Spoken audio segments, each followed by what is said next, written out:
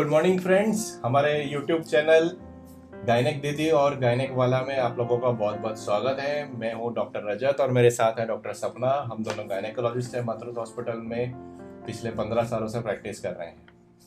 Menopause एक ऐसा topic जिसके बारे में बहुत सारे लोगों को पता नहीं है।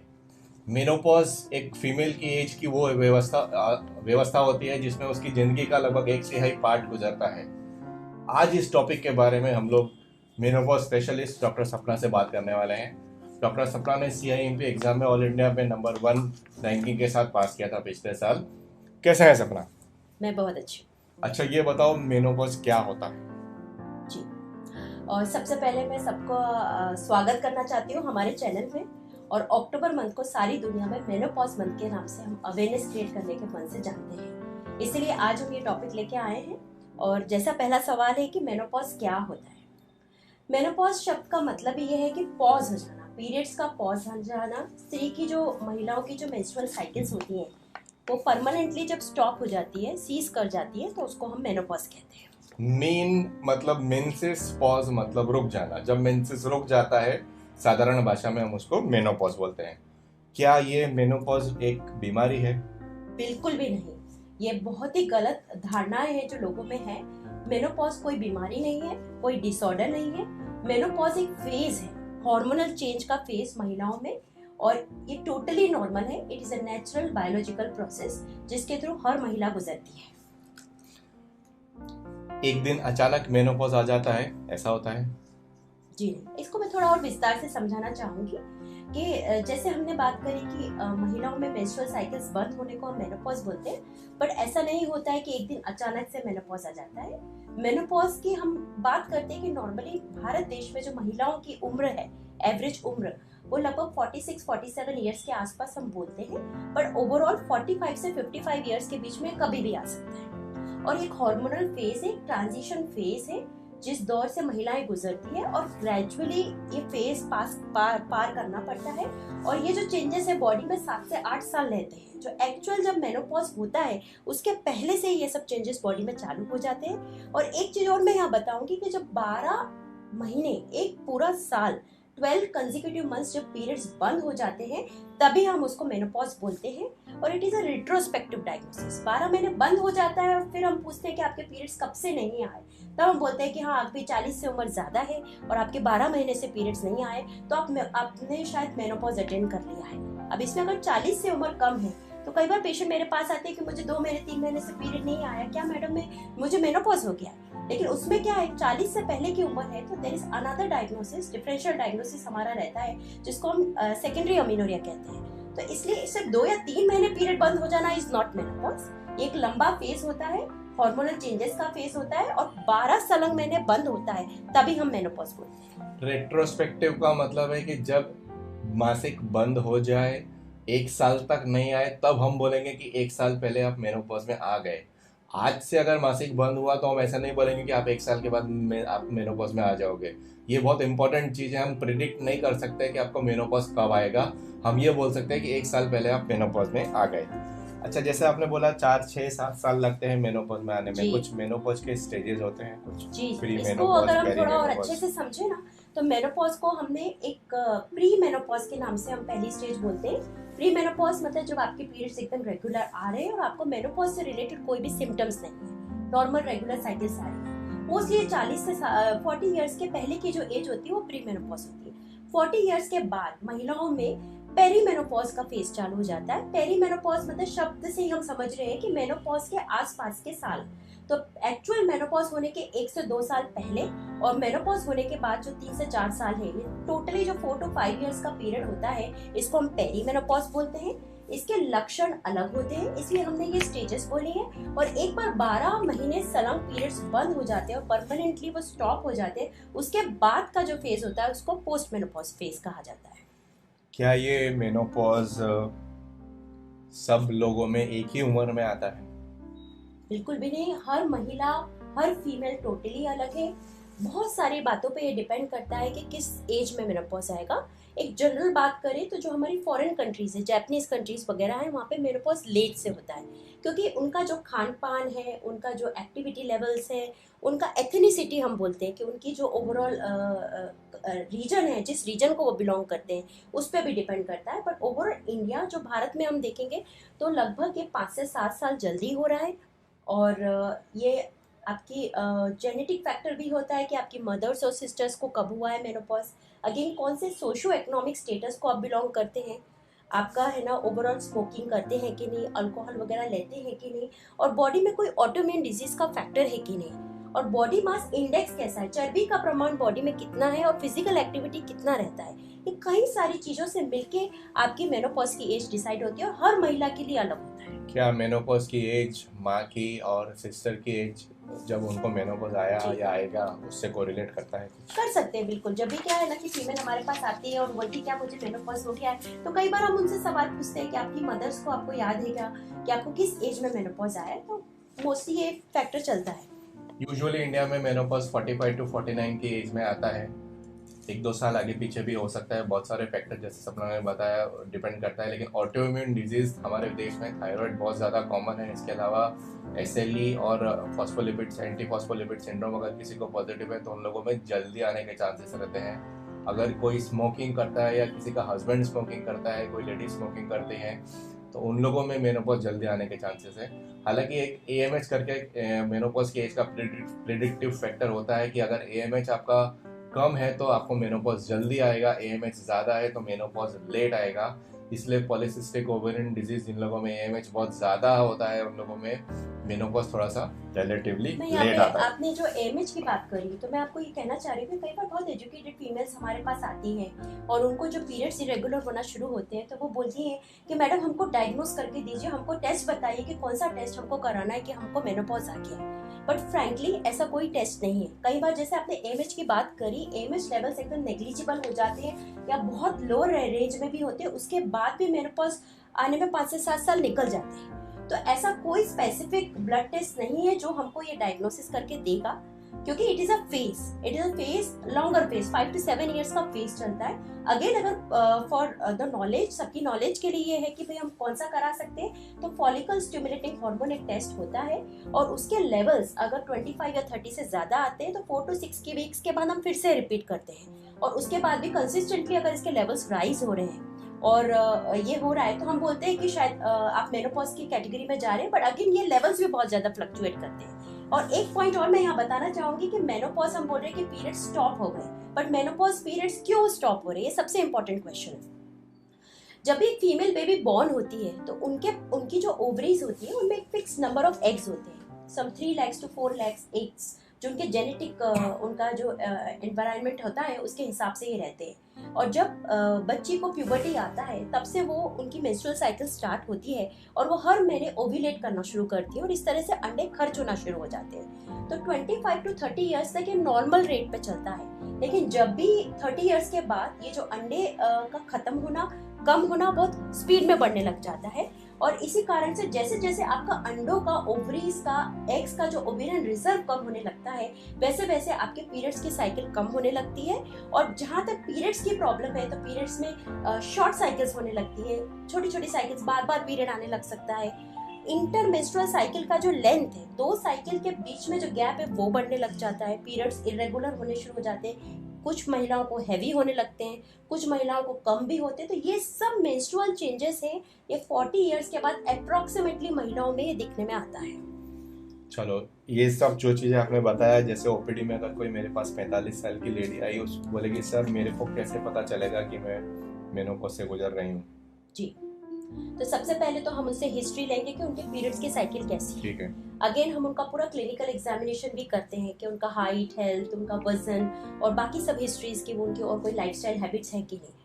प्लस साथ में है ना, जैसे मैंने अभी बताया कि पीरियड्स इरेगुलर होने शुरू हो जाते हैं। इसके अलावा सबसे इम्पोर्टेंट है कि जैसे जैसे ओवरीज में अंडे कम होते हैं तो मेन जो इसमें हम इतना मेनोपॉज की बात करें तो हार्मोन है हमारा ईस्ट्रोजन हार्मोन, हमारा रिप्रोडक्टिव फीमेल हार्मोन जो हमको युवा, यंग रखता है। ये हार्मोन एक्चुअली कम होना शुरू हो रहा है। और मेनोपॉज के फेज में ये हार्मोन एक्चुअली फ्लक्चुएट कर रहा है, कभी वो बढ़ रहा है, कभी कम हो रहा है, कभी बढ़ रहा है। और इन फ्लक्चुएशंस की वजह से फीमेल्स में बहुत सारे क्लिनिकल सिम्टम्स आने लगते हैं, उनको बहुत सारी तकलीफें होने लगती हैं। तो जैसे आपने पूछा कि वो हमारे पास आएंगे उन सिम्टम्स के साथ कि मुझे आजकल ये हो रहा है, उनको नहीं पता है कि उनके साथ क्या हो रहा है, पर जब वो हमको ये बताती हैं तो हम उनको बताते हैं कि आपके मेनोपॉज के सिम्टम्स हैं। तो जैसा सपना ने बोला, सिम्टम्स से हम लोगों को थोड़ा सा अंदाजा आ जाता है कि पेशेंट मेनोपॉज में है। हालांकि उसका सब चीज़ों का करते हैं हम लोग हिस्ट्री, क्लिनिकल डायग्नोसिस, अल्ट्रासाउंड पे हम लोग ओवरीज का साइज देखते हैं, बहुत छोटी हो जाती है। और अगर पेशेंट बोलता है कि सर हमको कंफर्मेटरी टेस्ट चाहिए, तो जैसे सपना ने बोला हम लोग FSH और AMH करा के देख सकते हैं। हालांकि कोई एक स्पेसिफिक पॉइंट नहीं है कि जिससे हम लोग स्टैम्प डायग्नोसिस कर सकते हैं कि आपको मेनोपॉज है। सिम्टम्स की बात की, क्या हर मेनोपॉज वाली फीमेल को सिम्टम्स आते हैं, और अगर आते हैं तो क्या क्या होते हैं? ये जो मेनोपॉज के सिम्टम्स की आपने बात करी है बहुत ही अनप्रेडिक्टेबल है।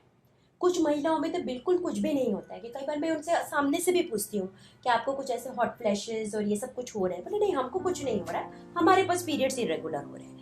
लेकिन कुछ महिलाएं सामने से ही आती हैं कि उनको कई सारी तकलीफें हो रही हैं, और इन सब तकलीफों के बारे में थोड़ा मैं विस्तार से बताऊंगी कि सबसे ज्यादा कॉमन जो 75% महिलाओं में देखने में आता है उसको हम बोलते हैं हॉट फ्लैशेस। हॉट फ्लैशेस माने क्या, मतलब पेशेंट क्या बोलता है स्पेसिफिकली कि जी। क्या होता है उसको? जी जी, हॉट फ्लैशेस मतलब वो बोलते हैं कि अचानक से मैडम हमको बहुत जैसे शरीर के ऊपरी भाग में, चेहरे पे, गर्दन पे, चेस्ट के ऊपर वाले भाग में बहुत जोर से मतलब वेव आती है, सडन फ्लशिंग वेव आती है जिसमें बहुत ज्यादा गर्मी लगने लगती है और बहुत चेहरा लाल हो जाता है, पल्स बढ़ने लगती है, धड़कन बढ़ने लगती है, और थोड़ी ही देर में ठंडी भी लगने लगती है। तो कभी गर्मी कभी सर्दी, इस तरह का उनको अनुभव होने लगता है। और फिर एकदम से खूब सारा पसीना आके उनको जैसे घबराहट सी होने लगती है। ये टिपिकली इसी चीज को, इस पूरे प्रोसेस को हम हॉट फ्लैश बोलते हैं। नॉर्मली ये 3 to 5 मिनट से लेकर 10 मिनट्स तक लास्ट करता है। इसमें स्किन की जो टेम्परेचर होता है वो वैसोडाइलेटेशन की वजह से स्किन गर्म होने लगती है, बट कोर बॉडी टेम्परेचर देखने जाएंगे तो बिल्कुल नॉर्मल होता है, और इनफैक्ट 1 डिग्री लेस ही होता है। और फिर बाद में उनको खूब सारा पसीना एकदम से आने लगता है। ये दिन भर में कई बार भी हो सकता है, हफ्ते में 1 या 2 बार भी हो सकता है, और खास तौर से जब ये चीज रात को होती है तो वो महिलाओं को बहुत ज्यादा उनकी स्लीप को, उनकी नींद को डिस्टर्ब करती है। ये वासोमोटर हॉट फ्लैशेस जो होते हैं जी, क्या उसका कोई ट्रीटमेंट करना पड़ता है या बिना ट्रीटमेंट के ठीक हो जाते हैं? आपने अभी वो वैसोमीटर शब्द यूज करा, तो इसको हम वैसोमीटर सिम्टम्स बोलते हैं।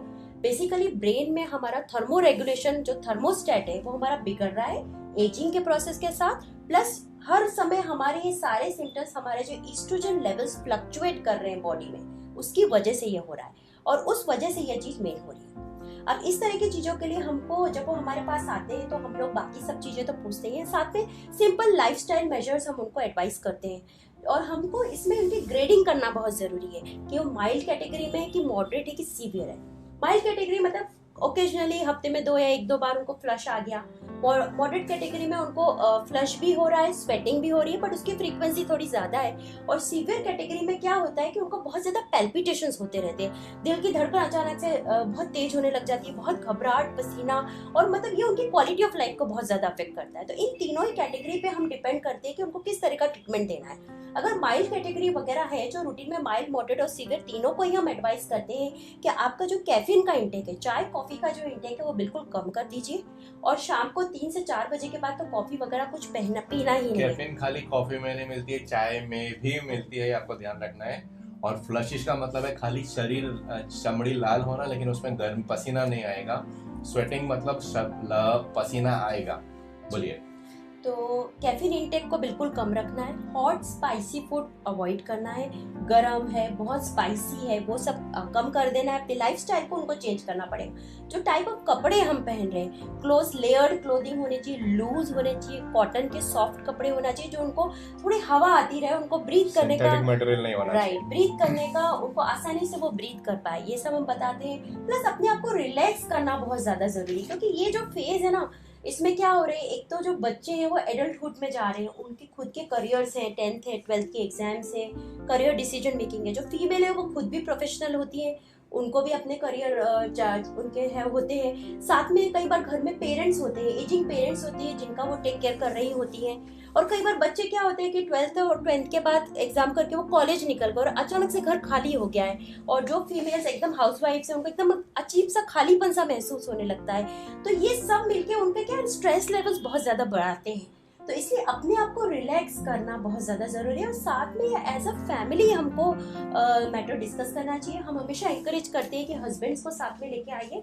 इनफैक्ट मैं हमेशा कहती हूँ कि अपने बच्चों को भी साथ में लेके आइए, क्योंकि बच्चे काफी बड़े हैं, एडल्ट हैं, उनको भी समझना पड़ेगा कि उनकी मदर इस फेज से गुजर रही है, और एज अ पूरा लव और टेंडर केयर उनको पूरी फैमिली का सपोर्ट चाहिए उस समय। जैसे जैसे डिस्कशन आगे बढ़ेगा हम लोग ये हॉट फ्लैशेस के बारे में आगे भी बात करेंगे। इस समय हम लोग पेशेंट्स के मोस्ट कॉमन क्वेरीज ले रहे हैं। जी, अब ये बताओ, मेनोपॉज के जो सिम्टम्स होते हैं वो कितने टाइम तक चलते हैं? पूरी जिंदगी चलते हैं, 2 साल चलते हैं, 4 साल चलते हैं, 6 अभी साल हम हॉट चलते हैं? फ्लैशेस की जैसे बात करें, it is one of the most common symptom, ये 75% महिलाओं में देखने में आ रहा है। तो मेनोपॉज जो हमने बात करी कि 12 महीने स्टॉप होने के बाद हमको पता पड़ा कि अरे आपका तो मेनोपॉज हो गया, लेकिन ये जो सिम्टम्स है वो आपको 1 से 2 या 3 साल पहले से ही आना शुरू हो जाते हैं, क्योंकि आपका ईस्ट्रोजन लेवल कम हो रहा है, और ये सिम्टम्स से भी हमको पता पड़ता है कि अब आप मेनोपॉज की तरफ जा रहे हैं। तो कुछ लोगों को एवरेज मोस्टली ये जो 3 to 4 ईयर्स का पेरी मेनोपॉज पीरियड होता है इसमें सबसे ज्यादा होते हैं, बट कई बार ये 7-7 ईयर्स तक भी रहते हैं, और कई बार इवन 50 और 55 ईयर्स के बाद भी कुछ 10 to 12% महिलाओं में देखने में आते हैं। मेनोपॉज का मतलब जैसे आपने आगे बताया कि मेंसेस बंद हो जाएगा, लेकिन मेनोपॉज के साथ साथ फीमेल में एक ओवेरियन साइकिल भी चलती है। और मेनोपॉज का असली मतलब है कि ओवरीज काम करना बंद करती है। ओवरीज हर महीने में फॉलिकल्स बनाते हैं, फॉलिकल्स ईस्ट्रोजन बनाता है, और वो ईस्ट्रोजन हार्मोन जो है वो फेमिनिन कैरेक्टर्स, फेमिनिज्म और स्त्रीत्व के लिए बहुत ज्यादा इंपॉर्टेंट है। तो इसलिए मेंसेस उसका एक पेरिफेरल एक्शन है। ईस्ट्रोजन काम करना जब बंद करता है, ईस्ट्रोजन शरीर के काफी हिस्सों में भी काम करता है, जैसा कि हार्ट में, बोन में, उसके बारे में हम लोग आगे बात करेंगे। लेकिन ईस्ट्रोजन कम होने का ये सारा सिम्टम्स हैं। अच्छा, जैसा आपने बताया कि ये मेनोपॉज के सिम्टम्स ईस्ट्रोजन के कारण कम होते हैं, हॉट फ्लैशेस के अलावा कुछ और भी सिम्टम्स होते हैं कॉमन? बहुत सारे सिम्टम्स हैं, हमारी लिस्ट बहुत लंबी है, और ये अवेयरनेस क्रिएट करने की जरूरत है कि महिलाओं में ये हो रहा है वो अपने आप को पहचाने।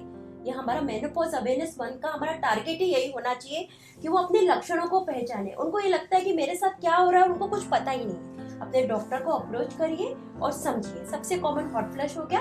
दूसरे नंबर पे जो नेक्स्ट कॉमन सिम्टम है वो है चिड़चिड़ापन, मूड स्विंग्स, इरिटेबिलिटी, फॉरगेटफुलनेस, चिड़चिड़ापन, मूड स्विंग्स होना, गुस्सा जल्दी जल्दी आना, और ये जो मेंटल फॉगिंग भी देखने में आता है कि चाबी रख के भूल गए, कुछ सामान रख के भूल गए। अब जब वो पहले 40 इयर्स के पहले वो इतना मल्टीटास्कर महिला थी, बच्चों को संभाल रही है, प्रोफेशन संभाल रही है, घर संभाल रही है, और अचानक से वो चीजें भूलने लगी है, तो वो अपने आप में इरिटेशन क्रिएट करता है और स्ट्रेस लेवल्स को बढ़ाता है। तो इस तरह का अगर कुछ बिहेवियर आपके मदर्स में देखने में आ रहा है किसी के, या वाइफ्स में देखने में आ रहा है, या महिलाओं को खुद आ रहा है, तो उनको समझना चाहिए कि भाई ये हमारे हार्मोनल चेंज, हार्मोनल शिफ्ट जो हमारी बॉडी में हो रहा है ये है। इसके अलावा जेनिटो यूरिनरी सिंड्रोम सिम्टम्स बहुत ज्यादा कॉमन है।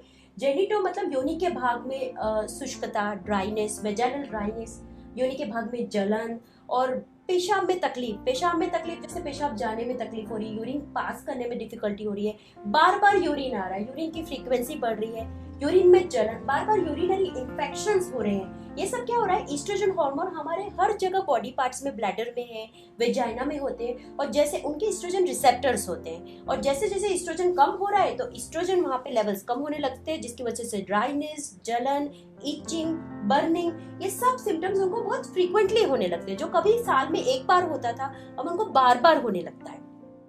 पेनफुल इंटरकोर्स, सेक्सुअल रिलेशनशिप में उनको बहुत पेन होने लगता है क्योंकि वहाँ ड्राइनेस की वजह से। और फॉरगेटफुलनेस मैंने बात बताई, हॉट फ्लैशेस हुआ। ये मेनोपॉज अवेयरनेस मंथ में इसलिए ज्यादा इम्पोर्टेंट है क्योंकि हम सबकी माएँ जो थी, जो हैं, इतने सालों से ये चीजों को चुपचाप सहन कर रही हैं, और उनको ये बताया गया है कि ये सब होता है, उम्र के साथ सहन करना होता है। लेकिन ऐसे गायनेकोलॉजिस्ट अब हमको पता है कि ये सहन नहीं करना होता है। इसमें से 90% चीजें अगर आप अपने प्रॉपर गायनेक डॉक्टर को, मेनोपॉज स्पेशलिस्ट को मिले तो सारी चीजें क्योर हो सकती है। सब चीजों का रास्ता है।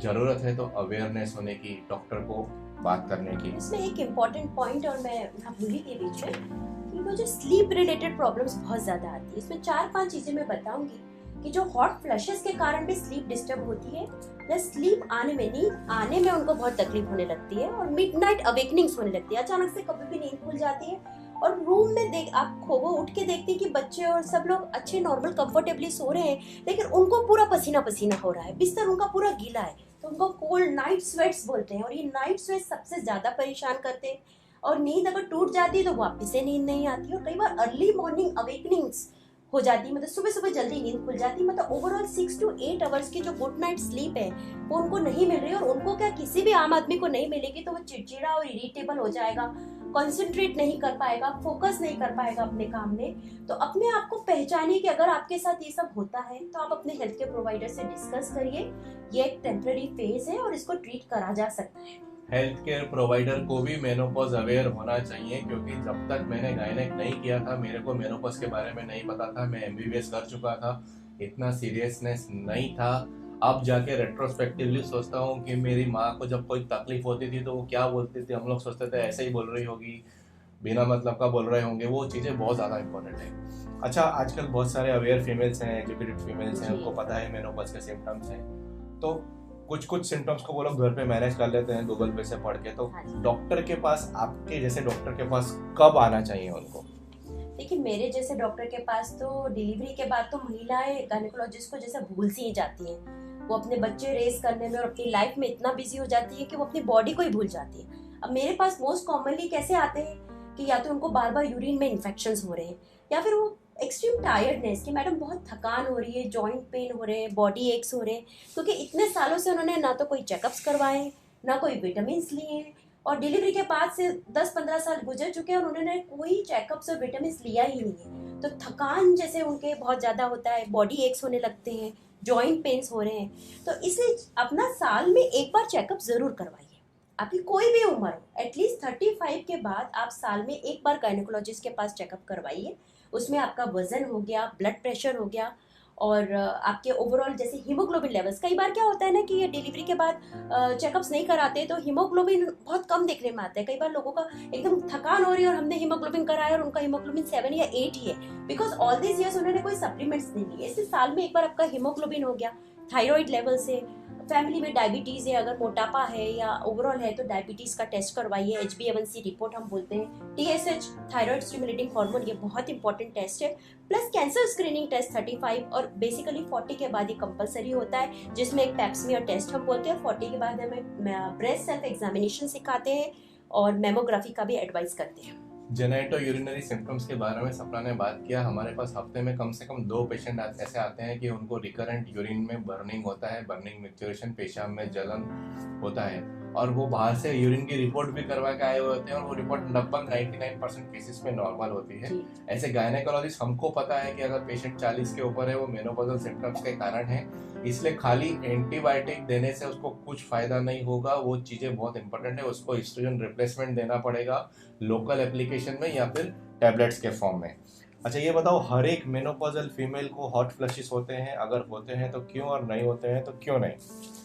हर महिला डिफरेंट है और ये बहुत अनप्रेडिक्टेबल है कि मतलब हम नहीं प्रेडिक्ट कर सकते कि मुझे या किसी और को हॉट फ्लैशेस होंगे कि नहीं, लेकिन एवरीबडी इज डिफरेंट, क्योंकि इसीलिए बहुत ज़रूरी है कि हेल्दी डाइट, एक्सरसाइज, आपका physical activity, even hot flashes वालों को भी हम एडवाइस करते हैं। जैसे हमने इतने सारे पॉइंट्स आगे डिस्कस करे, उसमें सबसे इम्पोर्टेंट है आपका डाइट। डाइट में जैसे हेल्दी खाना है, फाइबर डाइट बहुत इंपॉर्टेंट है, कॉम्प्लेक्स कार्बोहाइड्रेट्स इंपॉर्टेंट है, sugar intake, salt intake less रखिए। अगर आपका एक्सरसाइज बहुत इंपॉर्टेंट है, एटलीस्ट 150 मिनट्स पर वीक, मतलब 30 to 40 मिनट्स पर डे आपके वेट को मेंटेन भी करेगा, आपके ओवरऑल ब्लड सर्कुलेशन को अच्छा रखेगा, तो उतना एक्सरसाइज है। और हफ्ते में 2 बार strength training is must. Strength training मतलब जो हम वेट्स के साथ करते हैं, 1 और 2 kg के छोटे छोटे वेट्स होते हैं, किसी के पास वेट्स नहीं है तो वो पानी की बोतल के साथ भी कर सकते हैं। This strength training is very important. तो ये सब चीजें साथ में चलती है, और इन सब अगर जो ये कर रहा है उनको ओवरऑल हॉट फ्लैशेस की जो सिवियरिटी होगी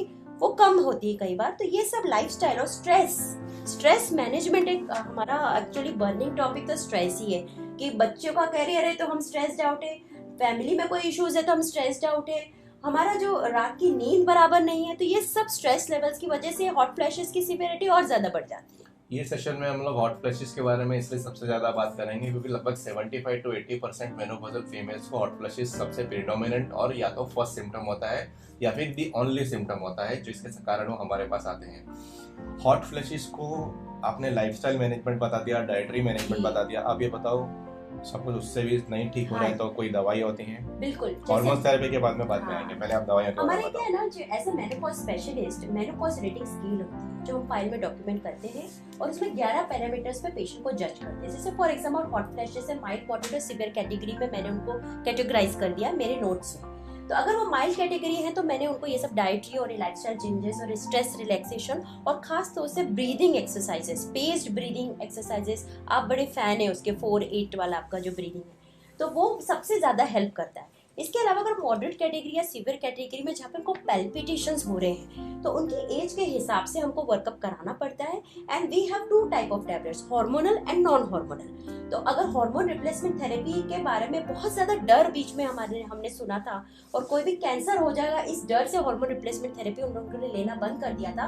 but hormone replacement therapy is the best क्योंकि हार्मोन रिप्लेसमेंट थेरेपी में हमारे पास एस्ट्रोजन और प्रोजेस्टेरोन के कॉम्बिनेशंस होते हैं। हार्मोन रिप्लेसमेंट थेरेपी की हम लोग बात करेंगे। मतलब मैं उसी पॉइंट पे आ रही हूँ कि एक्चुअली ये जो फ्लक्चुएशन, एस्ट्रोजन फ्लक्चुएशन हो रहा है वो हार्मोन रिप्लेसमेंट थेरेपी से क्या होता है, वो एस्ट्रोजन लेवल्स को स्टेबल करता है जो उनके सिम्टम्स को कम करता है। एंड नॉन हार्मोनल ट्रीटमेंट भी अवेलेबल है अगर hormone replacement therapy is the best. लेकिन जो ओबीस है, एल्डर है, जिनको हार्मोन रिप्लेसमेंट थेरेपी कॉन्ट्राइंडिकेटेड है उनके लिए नॉन हार्मोनल थेरेपी भी अवेलेबल है। इसलिए आप जाइए, अपनी सीवियरिटी को डिस्कस करिए और वो ट्रीटमेंट लेना में बिल्कुल सेफ है। They are mostly short course, हम लंबा कोर्स नहीं देते, 4 to 6 मंथ्स का शॉर्ट कोर्स टेपर करके हम उनको बंद करते हैं। इस चीज का कंक्लूजन ये है कि कोई भी रूटीन गायनेकोलॉजिस्ट मेनोपॉज की दवाई नहीं कर सकता है। करने को तो कुछ भी कर सकता है लेकिन एक प्रॉपर मेनोपॉज स्पेशलिस्ट के पास जाना है जिसने प्रॉपर मेनोपॉज की पढ़ाई की हो। बहुत डिफिकल्ट पढ़ाई होती है, मैंने नहीं की, मेरे को नहीं आता है, सपना ने की है। पूरा प्रॉपर जैसे बोला कैटेगरी वाइज ग्रेडिंग करना पड़ेगा, पूरा उसके हिसाब से ही हमको ट्रीटमेंट देना पड़ेगा। अच्छा ये बताओ कि मेनोपॉज खाली 40 के बाद ही आता है कि पहले भी आता है? बिल्कुल, मेनोपॉज 1% महिलाओं में मेनोपॉज 40 इयर्स के पहले देखने में आ रहा है। और ये जो सारे लक्षणों की मैं इतनी देर से बात कर रही हूँ, मैं अपनी प्रैक्टिस में इनफैक्ट 35+ फीमेल्स में दिख रही हूँ क्योंकि हमारे देश में, भारत देश में मेनोपॉज थोड़ा ज़्यादा जल्दी आ रहा है। और जो किसी का भी अगर मेनोपॉज मतलब पीरियड्स परमानेंटली अगर स्टॉप हो गए 40 इयर्स के पहले तो उसको प्रीमेच्योर मेनोपॉज कहा जाता है या प्रीमेच्योर ओवेरियन इनसफिशिएंसी कहा जाता है। और ये अगर होता है तो हमको compulsory hormone replacement therapy full dose में देनी पड़ेगी until their natural age of menopause. ये टर्म आप ध्यान रखिए, हम लोग इस टर्म का बार बार यूज करेंगे, प्री मेच्योर मेनोपॉज। आगे जब हम डिस्कशन करेंगे मेनोपॉज के कॉम्प्लिकेशंस और आगे के लॉन्ग टर्म लाइफ में क्या क्या इफेक्ट होते हैं उसकी ये टर्म बहुत इंपॉर्टेंट है, आप इसको ध्यान में रखिए। प्री मेच्योर मेनोपॉज हमने 24 साल की उम्र में भी देखा हुआ है, 30 साल की उम्र में भी देखा हुआ है। हालांकि 40 के पहले आता है तो उसको प्री मेच्योर मेनोपॉज बोलते हैं। और उसका जैसा सपना ने बोला हार्मोन नेचुरल मेनोपॉज की बात करें, but there is something called as artificial menopause. Artificial बोलेंगे, हाइड्रोजेनिक बोलेंगे, ऐसी महिलाएं जिन्होंने बच्चेदानी का ऑपरेशन के साथ दोनों अंडाशय ओवरीज का भी ऑपरेशन करवा दिया है जिसको हम बाइलेटरल ओवरेक्टमी बोलते हैं।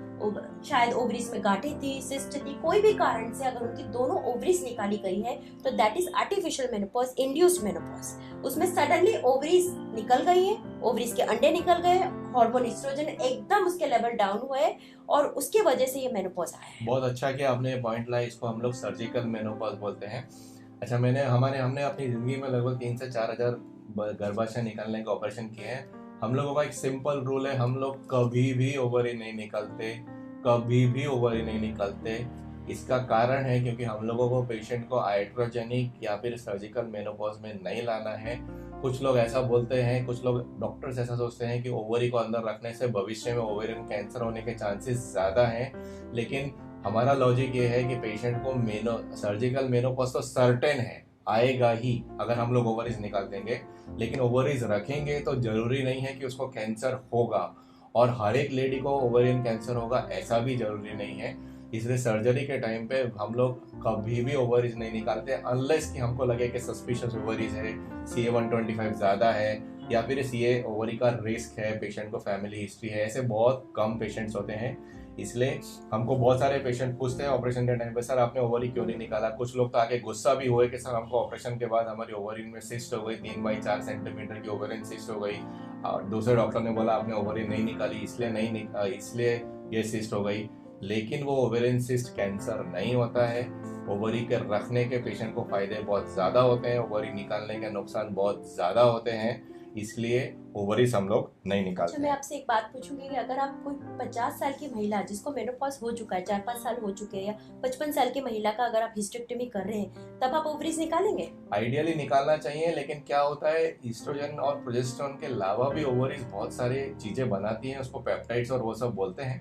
अनलेस कि वो ओवरी आपकी बड़ी हो, गांठ हो, सिस्ट हो, तभी निकालना है। लेकिन उस ओवरी को ऐसा ही छोड़ दें तो बेटर है, उसको निकालने से बहुत ज्यादा हमको फायदा नहीं होता है। दूसरा चीज, ऐसा बोला जाता है कि ओवेरियन कैंसर जिससे इसका रिस्क है, the origins of early ovarian cancer lie in the fimbrial end of fallopian tube. शायद आप लोगों को ये चीज समझ में नहीं आई, लेकिन अगर आप ओवरी हिस्टेक्टोमी के टाइम पे हम लोग फैलोपियन ट्यूब पूरी निकाल दें तो भविष्य में ओवेरियन कैंसर होने के चांसेस 99% कम हो जाते हैं। अच्छा, ये बताओ मेनोपॉज में कोई फीमेल प्रेग्नेंट हो सकती है? बिल्कुल हो सकती है। एक्चुअली ये बहुत ही इंपॉर्टेंट टॉपिक है और बहुत सारे पेशेंट्स आते हैं कि 40 साल के बाद क्या होता है कि वो पीरियड्स बहुत ज़्यादा इरेगुलर हो जाते हैं। अब उनको लगता है कि पीरियड नहीं आ रहे, 2-3 महीने पीरियड नहीं आ रहे और मेरे को तो मेनोपॉज हो गया, अभी कोई देख रेख और कोई प्रिकॉशन की जरूरत ही नहीं है। और कई बार वो 3 महीने पीरियड नहीं आते और मेरे को बोलते हैं आप चेक करके बता दीजिए, और उनको एक्चुअली कोई सिम्टम्स भी नहीं होते हैं। और कई बार हमने 12 वीक्स की प्रेगनेंसीज भी डायग्नोज करी and they are totally shocked. इसलिए जब तक मेनोपॉज नहीं होता है, प्रेगनेंसी रहने का चांस है ये ट्रांजिशन फेज में। इसलिए प्रोटेक्शन कंपलसरी है, वेदर आपको पीरियड्स आ रहे हैं कि नहीं आ रहे। इसलिए सबसे बेस्ट होगा कि low dose oral contraceptive pills, अगर कोई कॉन्ट्रा इंडिकेशन नहीं है, आप अपने डॉक्टर्स के साथ डिस्कस कर सकते हैं, वो बेस्ट रहेंगी। उससे प्रेगनेंसीज भी नहीं रुकेगी, आपकी एस्ट्रोजन लेवल, हार्मोन्स का लेवल भी मेंटेन रहेगा और कॉन्ट्रासेप्शन का काम तो वो करेगा ही साथ में। इनफैक्ट 12 महीने में पीरियड स्टॉप होने के बाद भी 1 साल तक हम ऐसा बोलते हैं कि प्रोटेक्शन रखना चाहिए। अगर आप 50 साल से ज्यादा है तो 1 ईयर तक आपको प्रोटेक्शन का ख्याल रखना चाहिए। अगर आपका मेनोपॉज 50 ईयर से पहले आया है तो 2 साल तक, 12 महीने बंद होने के बाद भी 2 साल तक प्रेगनेंसी रह सकती है। तो ये बहुत इंपॉर्टेंट है, कॉन्ट्रासेप्शन का यूज करा जाए। हालांकि हम लोग इनफर्टिलिटी का ट्रीटमेंट करते हैं, जब बच्चा चाहिए होता है तब इतना आसानी से नहीं रोकता है, लेकिन जब बच्चा नहीं चाहिए होता है तब बहुत जल्दी रुक जाता है। इसका एक बहुत इंपॉर्टेंट रीजन है कि वो टाइम पे फीमेल स्ट्रेस फ्री होते हैं। स्ट्रेस फ्री में प्रेगनेंसी जल्दी रुकने के चांसेस बहुत ज्यादा होते हैं। अभी सबसे ज्यादा इंपॉर्टेंट क्वेश्चन है कि मेनोपॉज में वजन क्यों बढ़ता है लेडीज का? जी, हम लोग सिम्टम्स में ये पॉइंट भूल गए। एक्चुअली अगेन वही बात है कि हमारा जो ईस्ट्रोजन हार्मोन कम हो रहा है, तो ईस्ट्रोजन हार्मोन हमारे फेमिनिन कैरेक्टर्स के लिए रिस्पॉन्सिबल होता है और बेसिकली वो बॉडी में हमारा जो फैट का जो डिस्ट्रीब्यूशन है उसको भी, उसका एक बहुत अहम रोल होता है उसमें। अब जैसे ही ईस्ट्रोजन की कमी होने लगती है, बॉडी में फैट रीडिस्ट्रीब्यूशन होना शुरू हो जाता है और एप्पल शेप बॉडी होने लग जाती है। इसलिए 40 के बाद महिलाओं का पेट निकलना शुरू हो जाता है। तो ये हार्मोनल चेंजेस की वजह से एप्पल शेप पेट के साइड की जो बेस सर्कमफरेंस है वो बढ़ना लगता है और वजन बढ़ने लगता है। अच्छा, ये बताओ कि अगर किसी लेडी को मेनोपॉज में कोई भी सिम्टम्स नहीं है तो इसका मतलब है कि मेनोपॉज खत्म हो गया उसका? नहीं, मेनोपॉज तो 5 से 7 साल के लिए चल रहा है, उसमें कभी भी वो सिम्टोमेटिक हो सकती है। लेकिन अगर उनको सिम्टम्स नहीं है तो बहुत अच्छी बात है, बट उनको भी ये जानकारी होनी चाहिए कि अगर ऐसा कुछ हो तो उनको अपने डॉक्टर्स के पास जाना चाहिए। और जैसे मैंने बोला है कि 40 के बाद एक साल में एक बार आप अपने बर्थडे या एनिवर्सरी पे फिक्स कर लीजिए, अपने बेसिक ब्लड टेस्ट करवाइए और अपना बेसिक कैंसर स्क्रीनिंग वाला जो भी चेकअप होता है वो डॉक्टर्स के साथ डिस्कस करके जरूर करवाइए। 3 गायनेक के मेन चीज होती है, breast examination, cervical examination cervix और एक यूट्रस का अल्ट्रासाउंड। ये 3 चीजें बहुत ज्यादा जरूरी है पैप्समियर सर्विक्स के लिए, यूट्रस के लिए ट्रांसवेजनल सोनोग्राफी, और ट्रांसवेजनल सोनोग्राफी पे अगर एंडोमेट्रियल थिकनेस 6 मिलीमीटर से ज्यादा हो पोस्टमेनोपॉजल फीमेल्स में तो डीएमसी, और एक ब्रेस्ट एग्जामिनेशन, या तो ब्रेस्ट सेल्फ एग्जामिनेशन खुद कराएं या डॉक्टर से करवाएं या फिर मेमोग्राफी और अल्ट्रासाउंड जैसा भी आपको करवाना है। अच्छा, कुछ फीमेल्स को बार बार पेशाब लगता है, मेनोपॉज वाली फीमेल्स को, ऐसा क्यों? उसका कुछ प्रॉब्लम है क्या? इसमें दोनों चीजें अलग है। एक होता है ना कि इन्फेक्शन की वजह से बार बार यूरिन लग रहा है, फ्रीक्वेंसी बढ़ रही है, जलन हो रही है, और एक होता है इनकॉन्टिनेंस की हम बात करते हैं। इनकॉन्टिनेंस मतलब क्या होता है कि हार्मोन की कमी और एजिंग प्रोसेस के साथ जो भी हमारे जो बेसिक पेल्विक फ्लोर मसल्स है नीचे के वो वीक हो रहे हैं। फिर जिन फीमेल्स की नॉर्मल डिलीवरी के समय उनको एपिसियोटमीज आई हुई हैं, उस समय भी लेवेटर आयनाई मसल्स को कट करा जाता है। तो उन सब कारणों की वजह से या किसी की होम डिलीवरीज हुई है तो उनमें इनकॉन्टिनेंस का फैक्टर देखने में आता है कि खांसी खाई, जोर से हंसे और पेशाब निकल गया, या फिर बार बार पेशाब लगना, अर्ज इनकॉन्टिनेंस हम उसको बोलते हैं कि बार बार ऐसा लगता है कि जाए, बार बार ऐसा लगता है कि यूरिन जाए। तो ये सब बार बार यूरिन जाने का, ये सारे प्रॉब्लम्स ये ब्लड फ्लो, हार्मोनल डिस्टर्बेंस की वजह से होता है। और इन सारी चीजों में जो हमने जेनिटो यूरिनरी सिम्टम्स की बात करी है, लोकल वेजाइनल और लोकल ईस्ट्रोजन क्रीम्स आती है जो हम इनका शॉर्ट कोर्स देते हैं और उससे काफी हेल्प होता है। और साथ में pelvic floor muscle strengthening exercises भी हम उनको सिखाते हैं, जिसको कीगल्स एक्सरसाइजेस कहा जाता है। जो आपने बोला ड्राइनेस होता है नीचे योनि के बाद में सूक्ष्म, उसके लिए क्या करना चाहिए? इसमें 3 चीजें होती हैं, इसको थोड़ा विस्तार से मैं समझाती हूँ कि एक होता है कि इंटरकोर्स के समय उनको है ना बेसिकली पेन होता है या वो होता है, तो उसमें हमारे पास लुब्रिकेंट्स आते हैं, वेजाइनल लुब्रिकेंट्स आते हैं जो उस पर्टिकुलर जेलीज और लुब्रिकेंट्स जो यूज करे जा सकते हैं। एक उनको ड्राइनेस रहती है तो वेजाइनल मॉइस्चराइजर्स भी आते हैं, दीज आर नॉन हार्मोनल, ठीक है। क्योंकि हम लोग बार बार हार्मोनल और नॉन हार्मोनल की बात करते हैं क्योंकि हमको पेशेंट को 2 कैटेगरी में डिवाइड करना पड़ता है कि उनके केस में कोई ऐसा फैक्टर तो नहीं है जैसे ओबेसिटी है, बहुत ज्यादा एल्डर एज ग्रुप है, डायबिटीज की दवाई चल रही है, ब्लड प्रेशर की दवाई चल रही है, उनका पहले कोई कैंसर का ट्रीटमेंट हो चुका है या उनको फैमिली में कोई कैंसर की हिस्ट्री है। क्योंकि ये सब हिस्ट्री टेकिंग हमको करके ही डिसाइड करना पड़ता है कि हम उनको हॉर्मोन्स की दवा दे सकते हैं कि नहीं।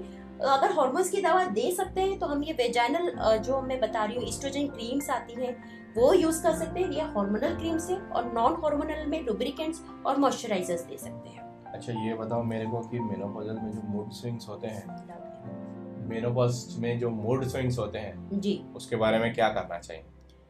मूड स्विंग्स के लिए भी वही बात है कि उनकी वहाँ नींद पूरी नहीं हो रही है और ये सब हार्मोनल फ्लक्चुएशंस की वजह से हो रहा है। तो अगर लाइफस्टाइल हो गया, डाइट हो गया, एक्सरसाइज हो गया, स्ट्रेस रिलैक्सेशन हो गया, इसके बाद भी अगर उनको आराम नहीं आ रहा है तो फिर से हम उनको हार्मोन थेरेपी का रिप्लेसमेंट दे सकते हैं। अगेन हार्मोन थेरेपी में भी लो डोज अवेलेबल है, हम प्रॉपर डोज और लो डोज कैटेगरी में करते हैं, ये हम दे सकते हैं। गोलियां जो हम बोल रहे हैं, अगर उनको गोलियां नहीं दे सकते हैं, सपोज वो ओबीस है, उनकी सर्जरीज हुई है, तो उसमें आजकल ट्रांसडर्मल जेल्स आ गए हैं, चमड़ी पे भी ईस्ट्रोजन जेल्स आते हैं, स्प्रेज आते हैं जो हम उनका शॉर्ट कोर्स दे सकते हैं। इसलिए जरूरी है कि आप अपने हेल्थ केयर प्रोवाइडर के पास जाइए, थोड़े डिफरेंट ऑप्शंस अवेलेबल है। एक टिबोलोन करके भी एक बहुत अच्छी दवा है, लेकिन वो मेनोपॉज होने के बाद पूरा 12 महीने जब पीरियड्स बंद हो गए उसके बाद हम उसको यूज कर सकते हैं। हालांकि काफी सारी चीजों की इंडिया में अभी अवेलेबिलिटी इज लैकिंग, हर दवा मार्केट में अवेलेबल नहीं है और उसके बारे में स्टडीज भी बहुत लैकिंग है। तो but still there are treatments available, आप सामने आइए, डिस्कस करिए, तो उसमें आपको काफी हद तक लाइफस्टाइल और स्ट्रेस रिलैक्सेशन से काफी फर्क पड़ेगा। मेनोपॉज के फीमेल के हार्ट पे और बोन पे क्या इफेक्ट पड़ता है, कार्डियोवास्कुलर सिस्टम पे? ये तो और अपने आप में एक पूरा बड़ा टॉपिक है और हमने अभी प्री मैच्योर मेनोपॉज की बात करी थी और वहां मैंने बोला था कि hormone replacement is compulsory till natural age of menopause. ये एवरी वर्ड इज साइंटिफिकली मैंने ये आपको बताया है यहाँ पे, क्योंकि क्या है 40 के पहले अगर मेनोपॉज हो गया और आपका oestrogen hormone, actually oestrogen hormone हमारे लिए एक प्रोटेक्टिव हार्मोन की तरह है जो हमारे हार्ट को प्रोटेक्ट कर रहा है।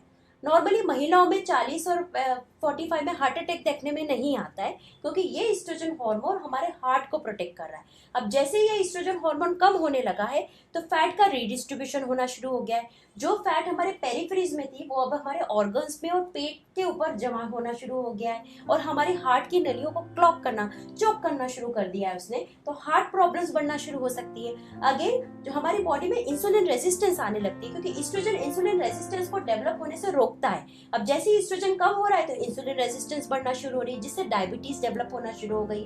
तो ये सब फीचर्स है मेटाबॉलिक सिंड्रोम का, पेट की चर्बी, ब्लड प्रेशर बढ़ना, इंसुलिन रेजिस्टेंस और हाइपरलिपिडीमिया। यहाँ हम लिपिड्स की बात करना भूल गए हैं। हाइपरलिपिडीमिया बहुत इंपॉर्टेंट है क्योंकि ईस्ट्रोजन हमारे गुड कोलेस्ट्रॉल को बढ़ा के रखता है और बैड कोलेस्ट्रॉल को कम रखता है, लेकिन जैसे ही ईस्ट्रोजन कम हो रहा है हमारा बैड कोलेस्ट्रॉल, ट्राइग्लिसराइड्स लेवल बहुत ज्यादा बढ़ने लग गए, टोटल कोलेस्ट्रॉल लेवल्स बहुत ज्यादा बढ़ने लग गए और हमारा गुड कोलेस्ट्रॉल कम होने लग गया है। इसलिए ये सारी चीजें मिलके हार्ट अटैक्स, एथेरोस्क्लेरोसिस का जो मैकेनिज्म होते हैं जिसमें हार्ट की नलियां चोक होती है वो महिलाओं में होने के चांसेस बहुत जल्दी होते हैं। इसलिए अगर 40 के पहले हो रहा है तो कंपलसरी हार्मोन रिप्लेसमेंट थेरेपी देना जरूरी है। सेम थिंग हमारी बोन हेल्थ के लिए भी है। ईस्ट्रोजन हमारे हड्डियों को मजबूत बना के रखता है। जो कैल्शियम और विटामिन डी जो हम ड्रग या डाइट या जिससे भी ले रहे हैं वो हड्डियों तक पहुंचाता है। और जैसे ही ईस्ट्रोजन कम होना शुरू हो जाता है, ऑस्टियोक्लास्टिक एक्टिविटी बढ़ने शुरू हो जाती है, बोन को खोखला, हड्डियां कमजोर ब्रिटल होने लगती है। और एक जरा सा बाथरूम में स्लिप हो गए और अचानक से हड्डी टूट गई, टक आवाज आई और हड्डी टूट गई। खासतौर से स्पाइन की हड्डियां, रिस्ट की हड्डियां, थाई की हड्डियां, हमारी कमर की, हिप्स की हड्डियां, ये क्रैक होने का चांस बढ़ने लगता है। इसीलिए कैल्शियम और विटामिन डी सप्लीमेंटेशन भी पेरीमेनोपॉज फेज से ही एडिक्वेट डोज में लेना कंपलसरी है। 2 क्वेश्चन पूछने का मेन एम था कि जब मेनोपॉज होए तभी डॉक्टर के पास मत जाएं। आप जैसे ही नियर अबाउट 40 के आसपास आते हैं डॉक्टर के पास जाएं और ये सारे चेंजेस आपके बॉडी में नहीं आए, और उसके लिए क्या करना चाहिए, क्या प्रिवेंटिव एक्सरसाइजेस करनी चाहिए, क्या प्रिवेंटिव डाइटरी चेंजेस करने चाहिए, और क्या आपको रेगुलर रूटीन टेस्ट कराने चाहिए, ताकि जब आग लगे तब आप कुआं खोदने नहीं जाएं। अगर हड्डियों को मजबूत करना है तो आपको 40 के बाद से ही कैल्शियम की दवाई चालू करनी पड़ेगी। मेनोपॉज आने के 4-5 साल 10 साल पहले से चालू करनी पड़ेगी। हार्ट भी ऐसा होता है कि वो एक दिन में आपको हार्ट अटैक नहीं आता है, वो चेंजेस 5-7-10 साल रहते हैं। अगर आप रेगुलर हाई इंटेंसिटी या low intensity moderate aerobic exercises कर रहे हैं, वॉकिंग, स्विमिंग, जॉगिंग, आपके हिसाब से जो भी कर रहे हैं, अगर वो करेंगे तो आपका हार्ट और बोन हेल्थ दोनों अच्छा रहेगा। तो यहाँ पे कुछ टेक होम मैसेजेस देना चाहूंगी, क्योंकि जैसे आपने बोला कि मैं यहाँ पे बार बार हार्मोन रिप्लेसमेंट थेरेपी की बात कर रही हूँ। अब ये हार्मोन रिप्लेसमेंट थेरेपी के लिए हमारे लिए बहुत इंपॉर्टेंट है विंडो ऑफ अपॉर्चुनिटी। ये विंडो पीरियड हमारे लिए बहुत इंपॉर्टेंट है। अगर पेशेंट हमारे पास टाइम से आएंगे तो वो विंडो को हम देख के दे सकते हैं। ऐसा नहीं कि 60 साल की उम्र या 65 साल की उम्र में यह हार्मोन रिप्लेसमेंट थेरेपी हम दे भी नहीं सकते और इसका उस समय कोई इतना फायदा भी नहीं होगा। इसका जो मैक्सिमम फायदा होता है पेरी मेनोपॉज से पोस्ट मेनोपॉज के बाद भी जो 3 से 5 साल का जो पीरियड होता है, ओवरऑल अगर अप्रोक्सीमेटली 5 to 7 ईयर्स का पीरियड है, ये विंडो ऑफ अपॉर्चुनिटी अगर हमारी मिस हो गई तो उसके बाद हमारे पास बहुत कम ऑप्शंस बचते हैं। इसलिए राइट टाइम, राइट डोज, और ये टेलर मेड होता है, हर महिला के लिए अलग होता है। ऐसा नहीं कि ये सबके लिए फिट हो जाएगा, एक ही दवाई सबके लिए फिट नहीं होगी।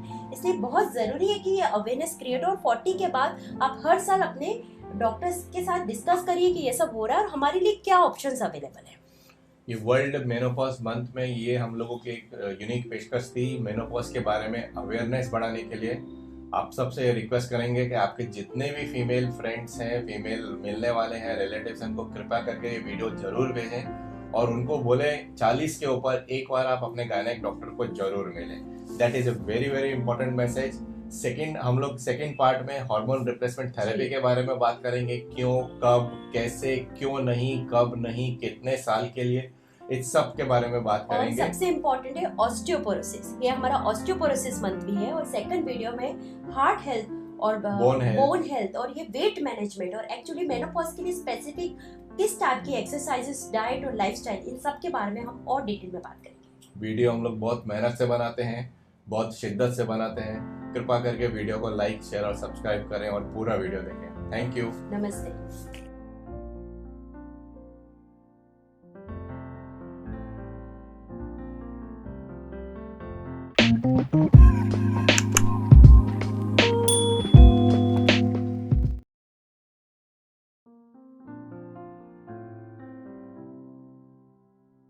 हेलो फ्रेंड्स, नमस्कार। मैं हूं डॉक्टर रजत और मेरे साथ है डॉक्टर सपना। हमारे यूट्यूब चैनल गायनेक दीदी और गायनेक वाला में आपका बहुत बहुत स्वागत है। आगे बढ़ने से पहले एक बहुत इंपॉर्टेंट मैसेज, बहुत मुश्किल से, बहुत मेहनत करके हम लोग वीडियोस बनाते हैं। प्लीज़ चैनल को लाइक करें, शेयर करें, सब्सक्राइब करें और कमेंट करके हमको बताएं कि हमको और क्या इंप्रूवमेंट की ज़रूरत है। वीडियो में हमने मेनोपॉज के बारे में बात किया था। मेनोपॉज क्या होता है, मेनोपॉज क्या होते हैं, मेनोपॉज के कॉम्प्लिकेशंस क्या क्या हो सकते हैं, मेनोपॉज रह सकती है नहीं रह सकती, इस बारे में बात किया था। आज उस मेनोपॉज के कंटिन्यूएशन के दूसरे पार्ट में हम लोग मेनोपॉज हार्मोन थेरेपी के बारे में बात करेंगे। किन लोगों को जरूरत होती है, कब जरूरत होती है, कैसे जरूरत होती है, कितने लंबे समय तक जरूरत होती है और वो ना लेने के कारण क्या तकलीफें हो सकती हैं, और लोगों के दिमाग में, माइंड में जो अवधारणाएं हैं कि मेनोपॉज हार्मोन थेरेपी से ये हो सकता है, कैंसर हो सकता है, हार्ट अटैक हो सकता है, उस सब चीज़ों के बारे में हम लोग मेनोपॉज विशेषज्ञ डॉक्टर सपना से चर्चा करेंगे और उनके ओपिनियन जानने की कोशिश करेंगे। कैसे हैं सपना? मैं बिल्कुल ठीक हूँ, नमस्ते। और सारे दर्शकों का मेरे इस गायनेक दीदी वाले चैनल में बहुत बहुत स्वागत है। हार्मोन रिप्लेसमेंट थेरेपी क्या सबको, सारे मेनोपॉजल फीमेल्स को जरूरत होता है, सबको लेना चाहिए? जी, हार्मोन भी उस नाम से आम आदमी जानता है, बट साइंटिफिकली टेक्निकली अब इसका नाम हो गया मेनोपॉज हार्मोन थेरेपी, MHT। ये हम उसको इस नाम से जानते हैं एज ए डॉक्टर्स। अभी हार्मोन रिप्लेसमेंट थेरेपी के बारे में बहुत सारी धारणाएं हैं और वो सुन के एकदम से महिलाएं बहुत ज़्यादा घबरा जाती है और सबसे पहले उनके दिमाग में आता है कि हार्मोन रिप्लेसमेंट थेरेपी से क्या मुझे कैंसर हो जाएगा। ये सबसे बड़ा सवाल है। एक्चुअली इन्हीं सब मिथ्स और धारणाओं के ऊपर मैं आपको विस्तार से जानकारी दूंगी और सबसे पहले मैं ये बताना चाहूंगी कि हार्मोन रिप्लेसमेंट थेरेपी क्या होता है।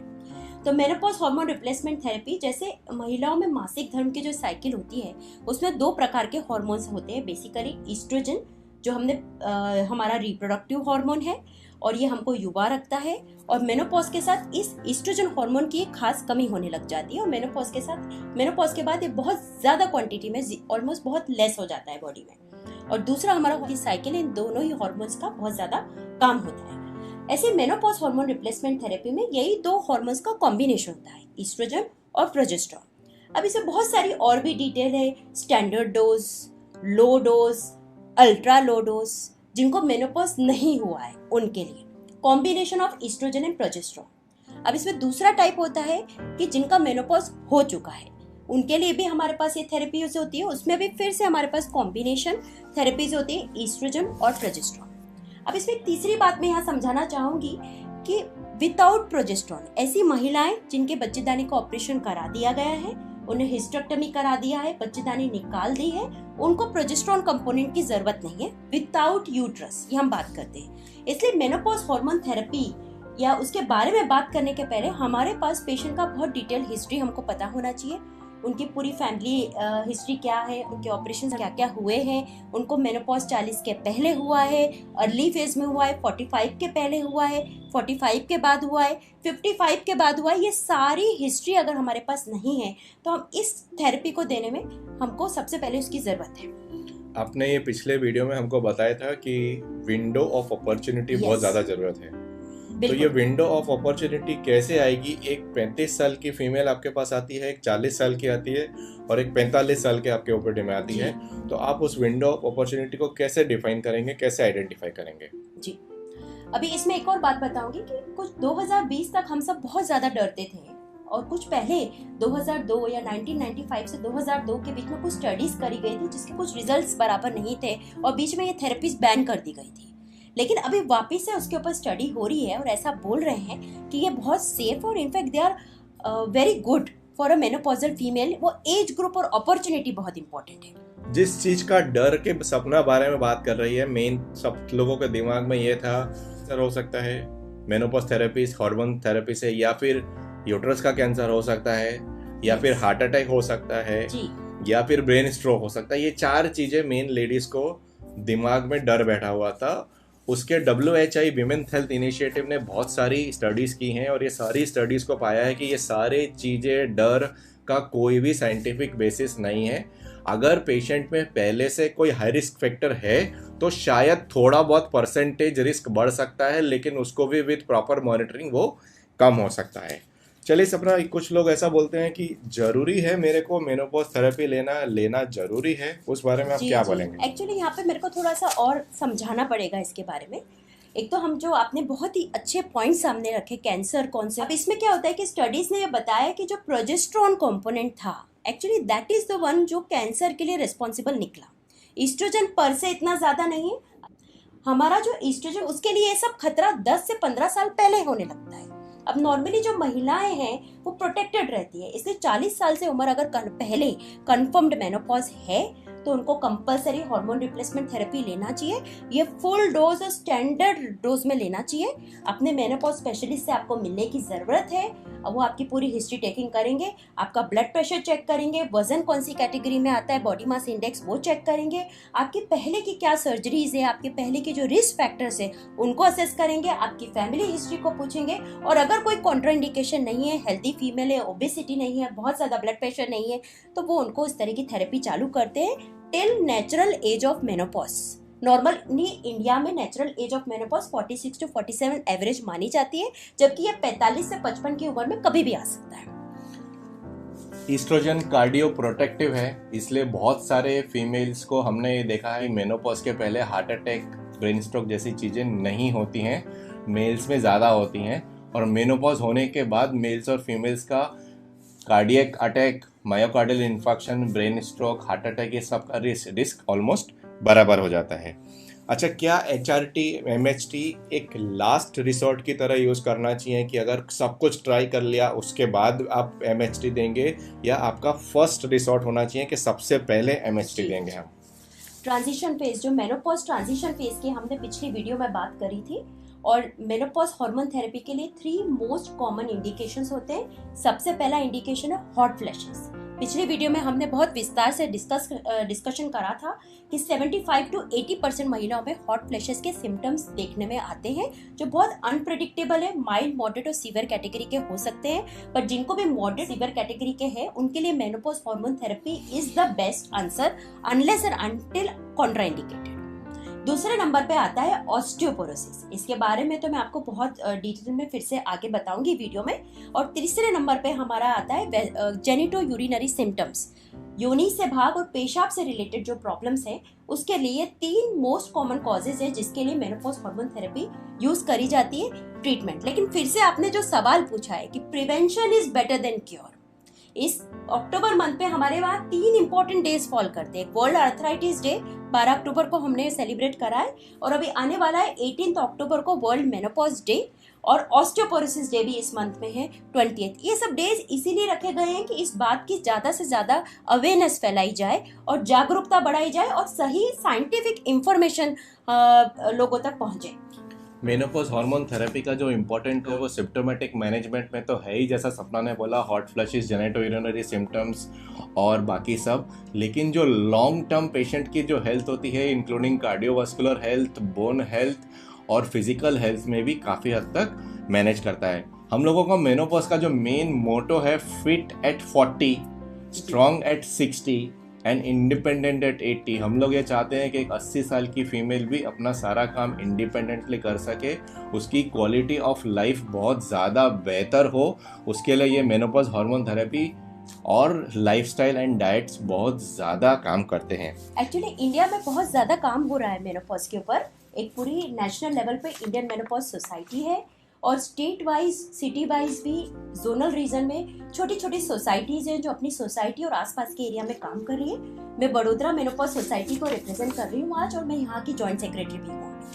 अच्छा, मेरे को ये बताओ, आपने जैसे कैंसर की बात किया, आपको मेनोपॉज हार्मोन थेरेपी कैसे लेना है, कितना लेना है, उसके बारे में आपको कुछ और चर्चा करनी है हम लोग? विंडो ऑफ अपॉर्चुनिटी, अभी हमारा पॉइंट बाकी ठीक है, बोलिए। अभी इसमें क्या होता है कि एक ऐसा पेशेंट है जो 45 साल से पहले उसको मेनोपॉज हो गया है, नेचुरल एज से पहले मेनोपॉज हो गया, तो उसको हम अर्ली मेनोपॉज बोलते हैं। पहले पॉइंट पे हमने प्री मैच्योर मेनोपॉज की बात करी थी, पर जिस भी महिलाओं का 40 साल के बाद हो रहा है पर नेचुरल एज से थोड़ा जल्दी हो रहा है, उसको हम अर्ली मेनोपॉज बोलते थे। उनको भी लेना चाहिए।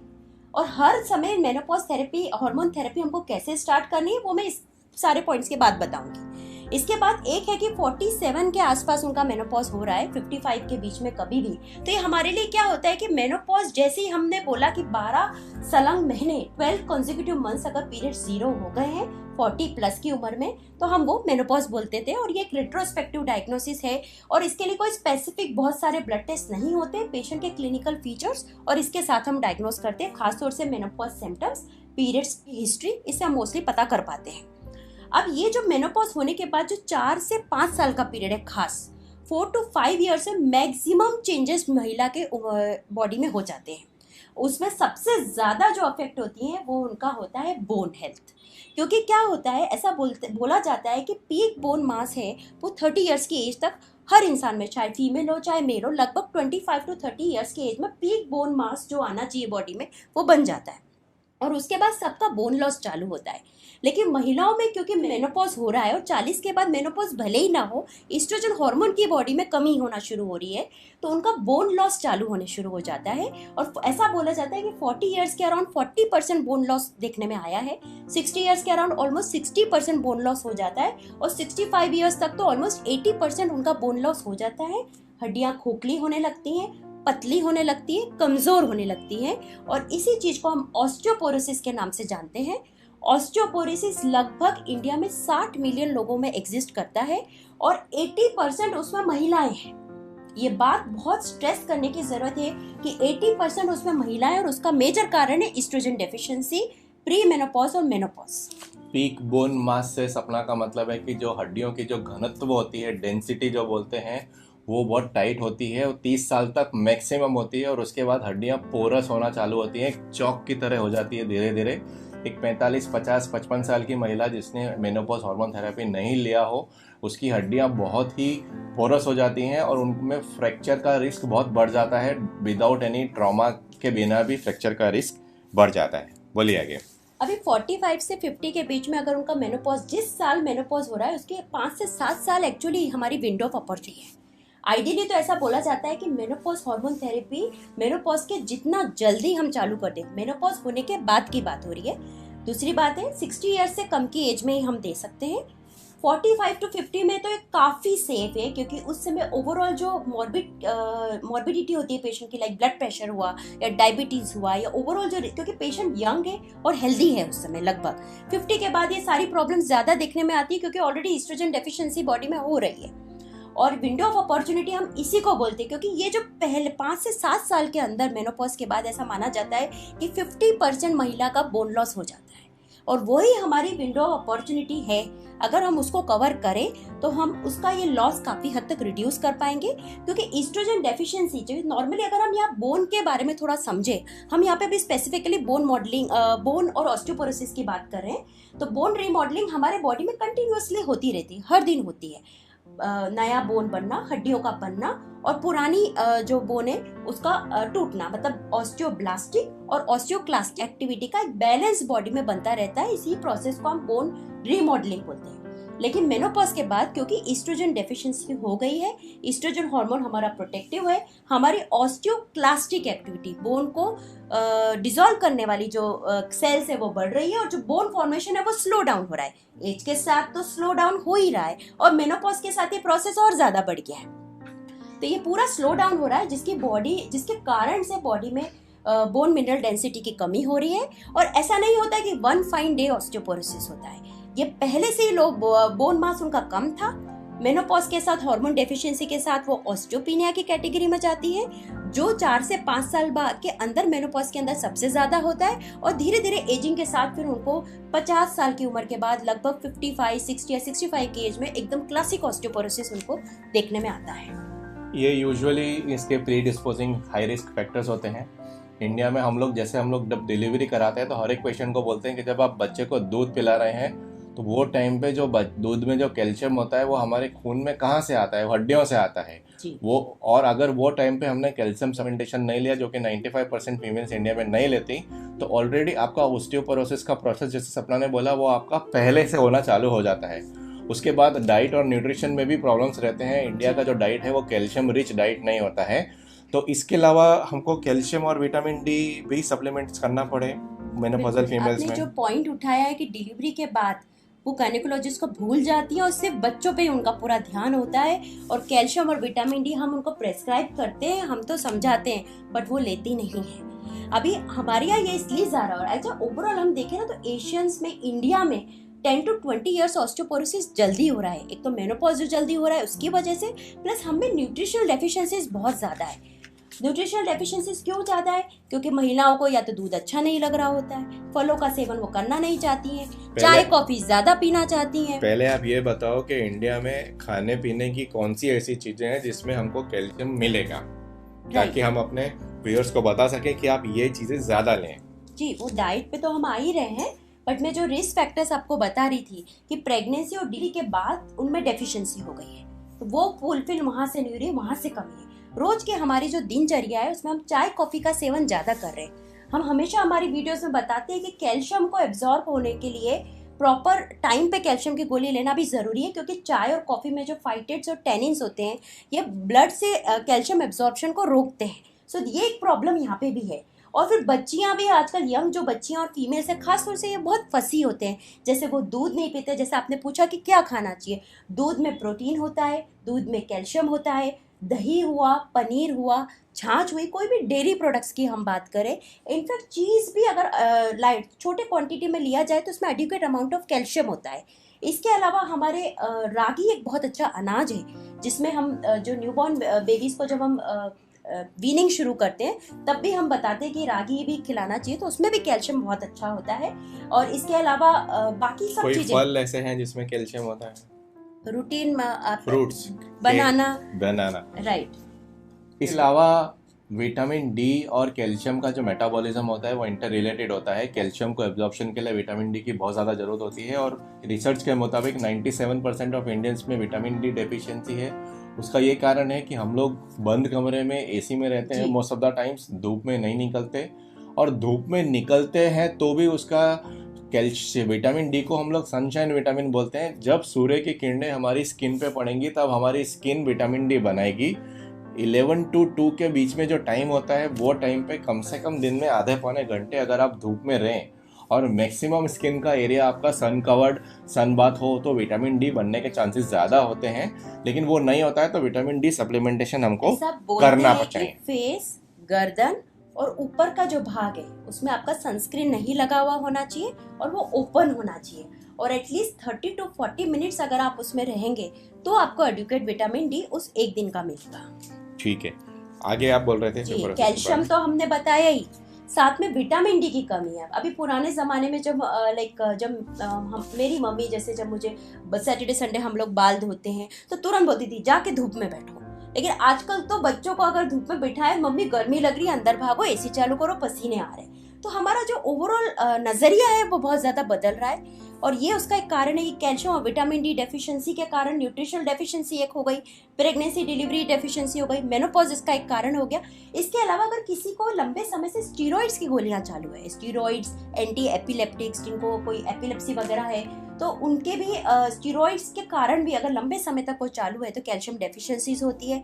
तो ये उसका एक मेजर कारण है। किसी को कोई कारण से सेडेंट्री लाइफस्टाइल बहुत ज़्यादा है, खुद से है या कोई फ्रैक्चर्स हो गए या और कोई बीमारी की वजह से अगर लैक ऑफ एक्सरसाइज और टोटली वो सेडेंट्री है तो उसके कारण भी ये प्रॉब्लम बढ़ रही है। तो पहले क्या होता है, बोन मास कम होना शुरू होता है जिसको हम ऑस्टियोपीनिया बोलते हैं, और धीरे धीरे ऑस्टियोपोरोसिस, मतलब हड्डियां इतनी खोखली हो जाती है कि जो हमारी दादी है, नानी है, कभी कभी वो बाथरूम में गई हैं और हल्का सा पाँव पूरा फॉल भी नहीं, हिस्ट्री ऑफ फॉल भी नहीं, इनको हम फ्रेजिलिटी फ्रैक्चर्स बोलते हैं। फ्रेजिलिटी फ्रैक्चर का मतलब एक नॉर्मल इंसान के बोन को वो फ्रैक्चर नहीं करेगा, लेकिन एक बुजुर्ग महिला है जिसको बोन बहुत ज्यादा खोखली हो चुकी है, उनको तड़ाक से एक आवाज आती है और टोटली उनको फ्रैक्चर्स हो जाते हैं, और तब उनको पहली बार पता पड़ता है कि उनको तो ऑस्टियोपोरोसिस है। कैल्शियम हमको दिन में कितना लेना चाहिए अगर रिप्लेसमेंट डोज की बात करें तो 40 के ऊपर? यस, जैसे प्रेगनेंसी और लैक्टेशन की बात अलग है, 1000 to 1200 मिलीग्राम हमारी रिक्वायरमेंट है।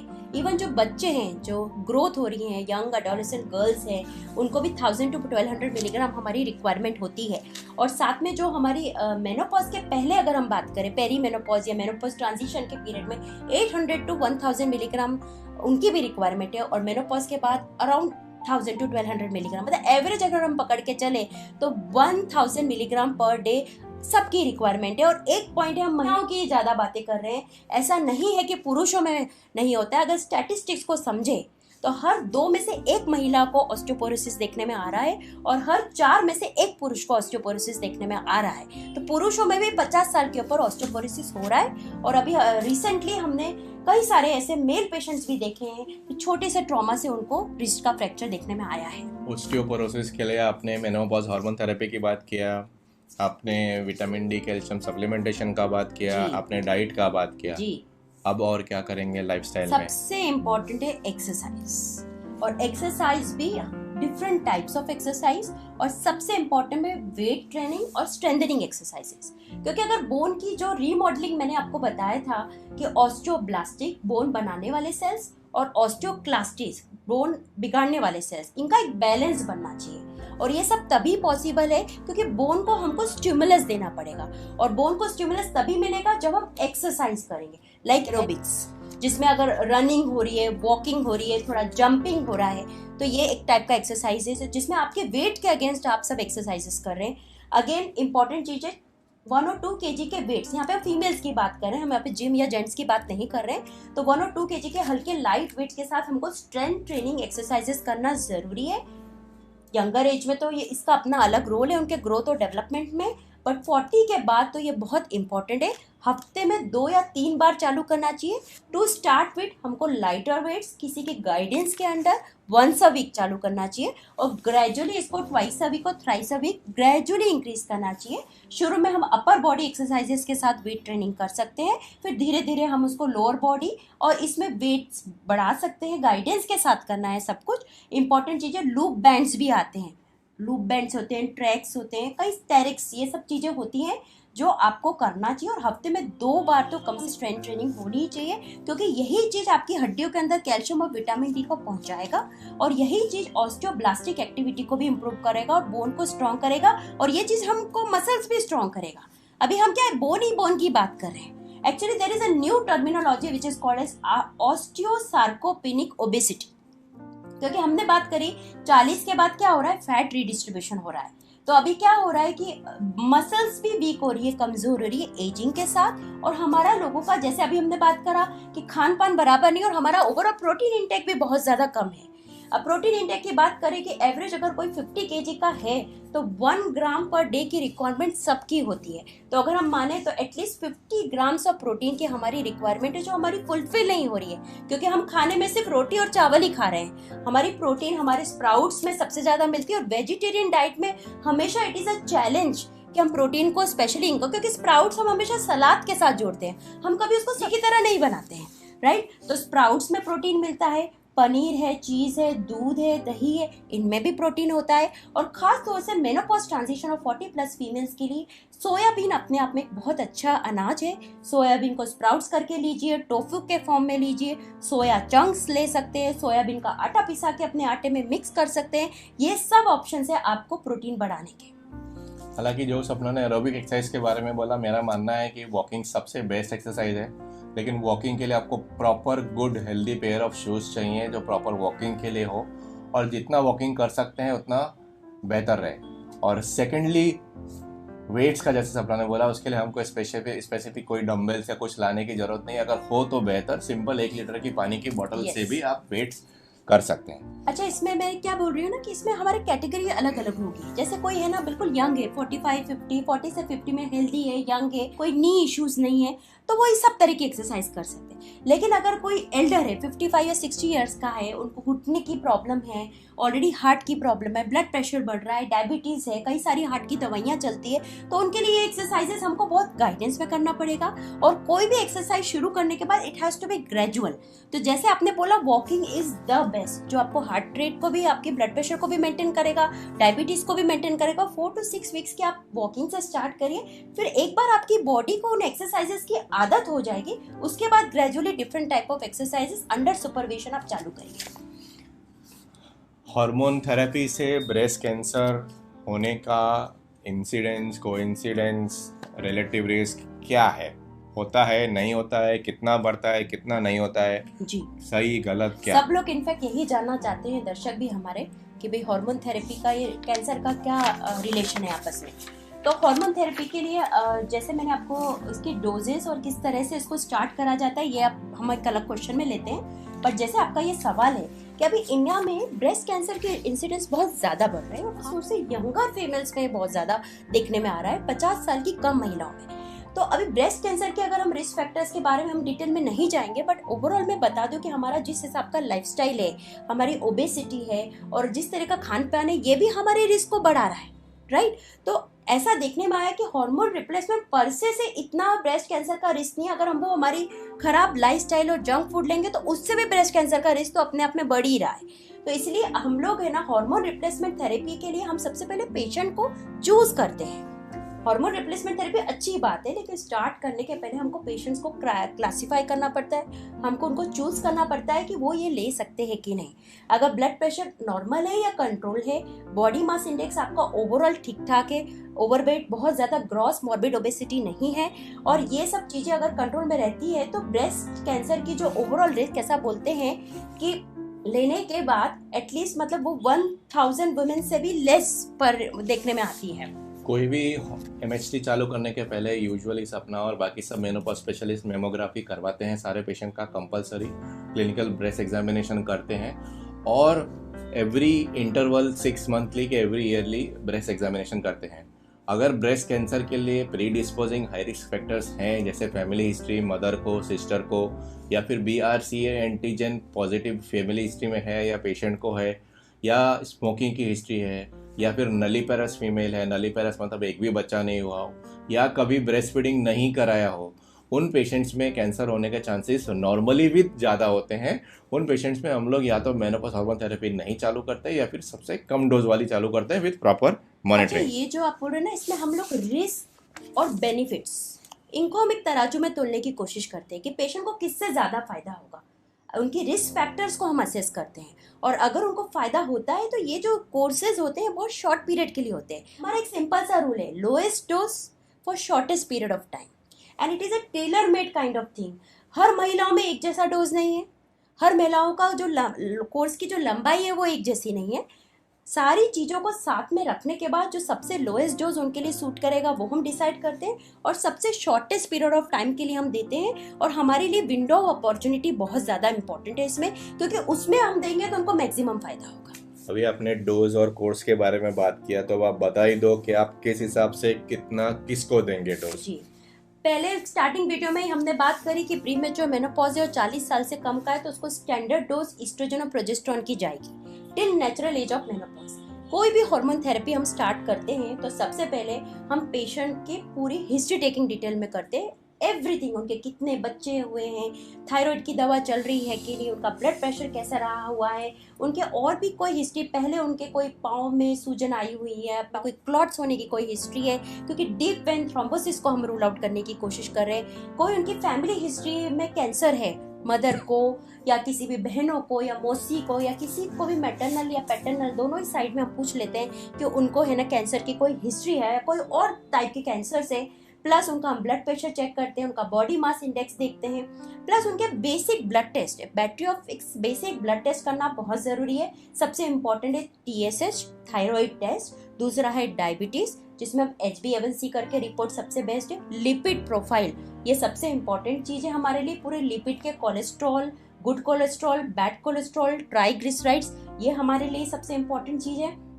और पैप स्मीयर तो रूटीन स्क्रीनिंग में करना ही चाहिए 35+ महिलाओं में। और एक मेमोग्राफी, जैसे आपने कहा मेमोग्राफी कराए, मेमोग्राफी ब्रेस्ट का एक्सरे होता है और इसको कराए बिना हम किसी को भी हार्मोन थेरेपी स्टार्ट नहीं करते हैं। ठीक है, SGPT और करते हैं क्योंकि SGPT और क्रिएटिनिन, एस्ट्रोजन जो हार्मोन थेरेपी का एक पार्ट है, उसका जो मेन साइड इफेक्ट होता है कुछ लोगों में लिवर के ऊपर सूजन कभी कभी आती है। अगर लिवर आपका नॉर्मल काम कर रहा है दैट मीन्स SGPT से हमको पता चल जाता है कि वो लिवर बारह काम कर रहा है। इसके अलावा कुछ कोर्स और थेरेपी के बारे में आपको समझाना है। अच्छा, मैं यहाँ पे एक पॉइंट ये भी बताना चाहूँगी कि एज अ क्लिनिशियन हमारे लिए एक विंडो, हमारे लिए एक अपॉर्चुनिटी है विंडो। क्यों? क्योंकि जो महिलाएं डिलीवरी और प्रेगनेंसी के बाद वो हमारे पास अब पहली बार आ रही है, मे बी 35+ या 40 एज में, तो ये अपॉर्चुनिटी को यूज करके हम उनका सब कुछ स्क्रीन करवा देते हैं। हम पैप स्मीयर भी कर देते हैं, compulsory pap smear hormone therapy के पहले नहीं है, but this is like a opportunity as a clinician, और उनका भी पूरा हेल्थ चेकअप हो जाता है। अच्छा, मेरे को ये बताओ कि हार्ट अटैक होने के चांसेस हार्मोन थेरेपी के बाद कितने ज़्यादा बढ़ जाते हैं? Heart attack, brain stroke, clot जैसे आपने बोला। ठीक है, हमने यहाँ पे क्या करा है कि अगर उनका ब्लड प्रेशर और वजन वगैरह सब ठीक है, उनमें और कोई मेजर कॉन्ट्राइंडिकेशन नहीं है। अभी कॉन्ट्राइंडिकेशन पे हम आए तो हम 4-5 पॉइंट में बता देती हूँ कि किसी को भी बार बार वेजाइनल ब्लीडिंग्स बहुत ज़्यादा हो रही है, किसी को family history of breast cancer है, या उनको खुद को भी पहले कोई ब्रेस्ट कैंसर हो चुका है, या फिर उनको है ना डीप वेन थ्रोम्बोसिस है, थ्रोम्बो एम्बोलिक एपिसोड्स, या हार्ट अटैक आया हुआ है, स्ट्रोक आया हुआ है, या कोई उनको न्यू ऑनसेट डायबिटीज़ वगैरह है जो अनकंट्रोल्ड है, या अनकंट्रोल्ड ब्लड प्रेशर है, तो इस तरह के पेशेंट्स में तो ये टोटली कॉन्ट्राइंडिकेटेड है। हम उनमें ब्रेस्ट ये हार्मोन रिप्लेसमेंट थेरेपी हम नहीं देते हैं।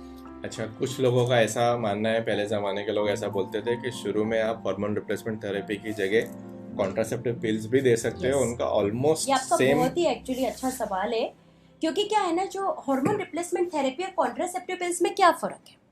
तो हार्मोन रिप्लेसमेंट थेरेपी में जो ईस्ट्रोजन और जो प्रोजेस्टेरोन है, वो उनका जो प्रिपरेशन है या उनके जो मॉलिक्यूल है दैट इज डिफरेंट।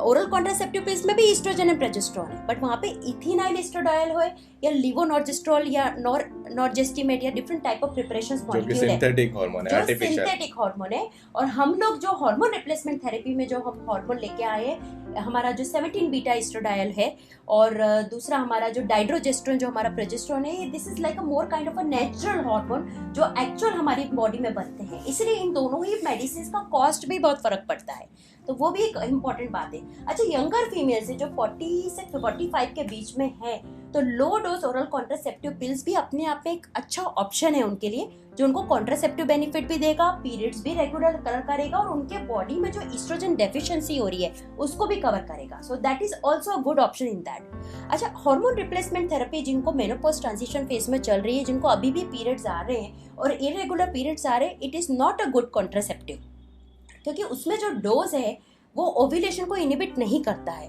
इसलिए अगर किसी को मेनोपॉज ट्रांजिशन फेज में हार्मोन रिप्लेसमेंट थेरेपी चालू है तो 100% कॉन्ट्रासेप्शन का काम नहीं करेगा, उसके साथ उनको एक्स्ट्रा प्रिकॉशन साथ में लेनी बैरियर यूज करना पड़ेगा। यस। अच्छा, कुछ एचआरटी के कुछ hormone replacement therapy, menopause hormone therapy के कुछ ऑल्टरनेटिव्स हैं क्या? कुछ नेचुरल रेमेडीज जी, कुछ हो सकते हैं, अब कुछ दे जिन सकते हैं? पेशेंट्स में अभी हमने इतने सारे कॉन्ट्राइंडिकेशन गिना दिए, अब जिन पेशेंट्स में अगर हार्मोन रिप्लेसमेंट थेरेपी कॉन्ट्राइंडिकेटेड है या फिर वो नहीं ले सकते, नहीं लेना चाहते, या फिर महंगी पड़ती है। करेक्ट, तो उनके लिए हमारे पास ये फाइटोएस्ट्रोजेंस करके एक कंपोनेंट है, आया है।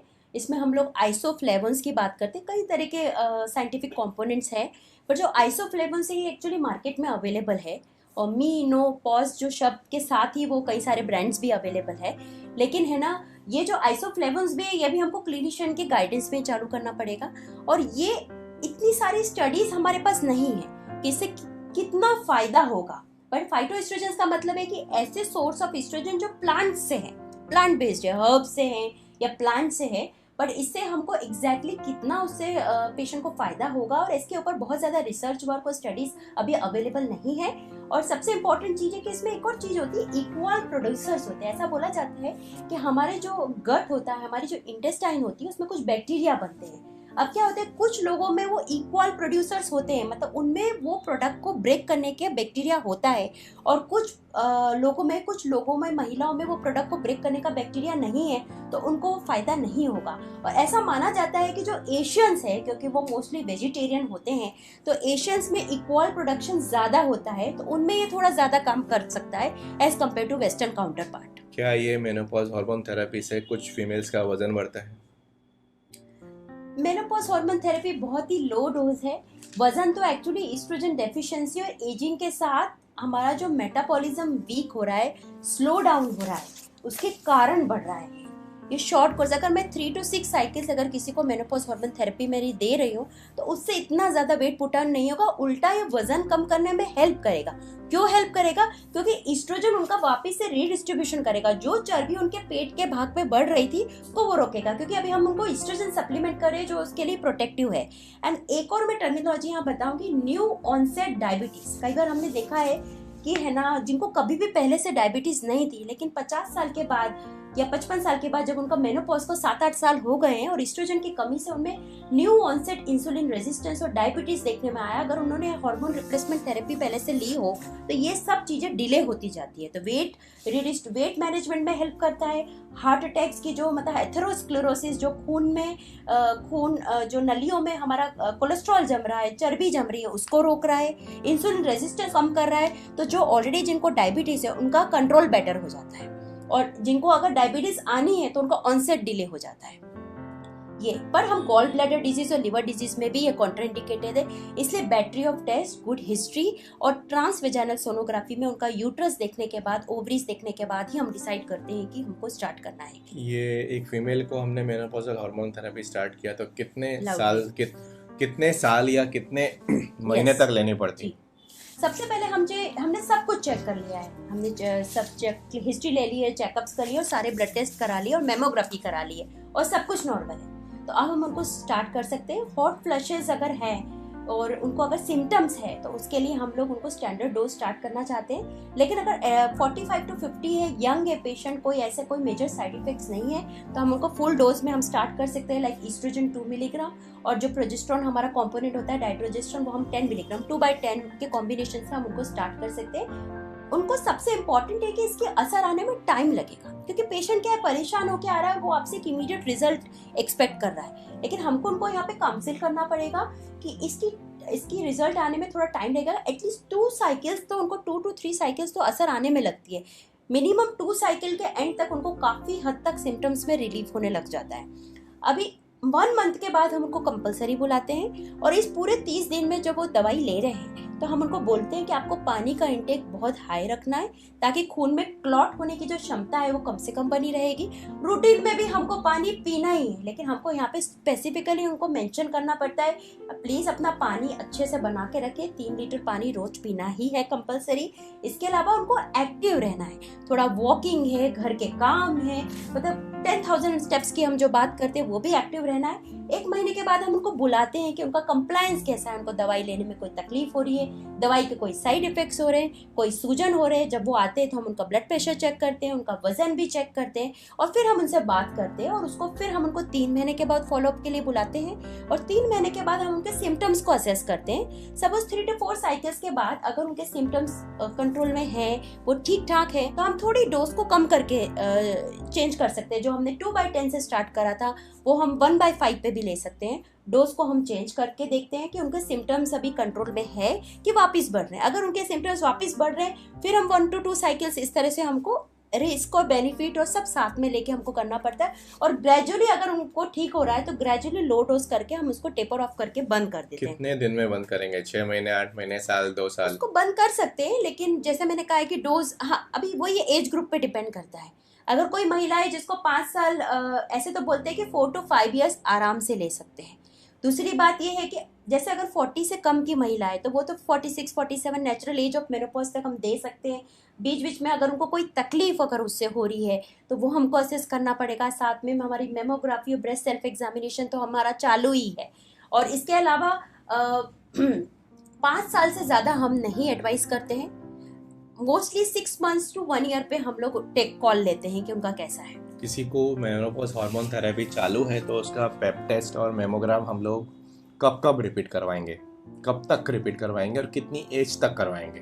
पैप स्मीयर टेस्ट हम यहाँ पे कैंसर सर्विक्स की बात कर रहे हैं, बच्चेदानी के मुंह का जो कैंसर होता है, तो वो तो रूटीन उसका जो स्टैंडर्ड प्रोटोकॉल है वो हम एवरी 3 years करते हैं।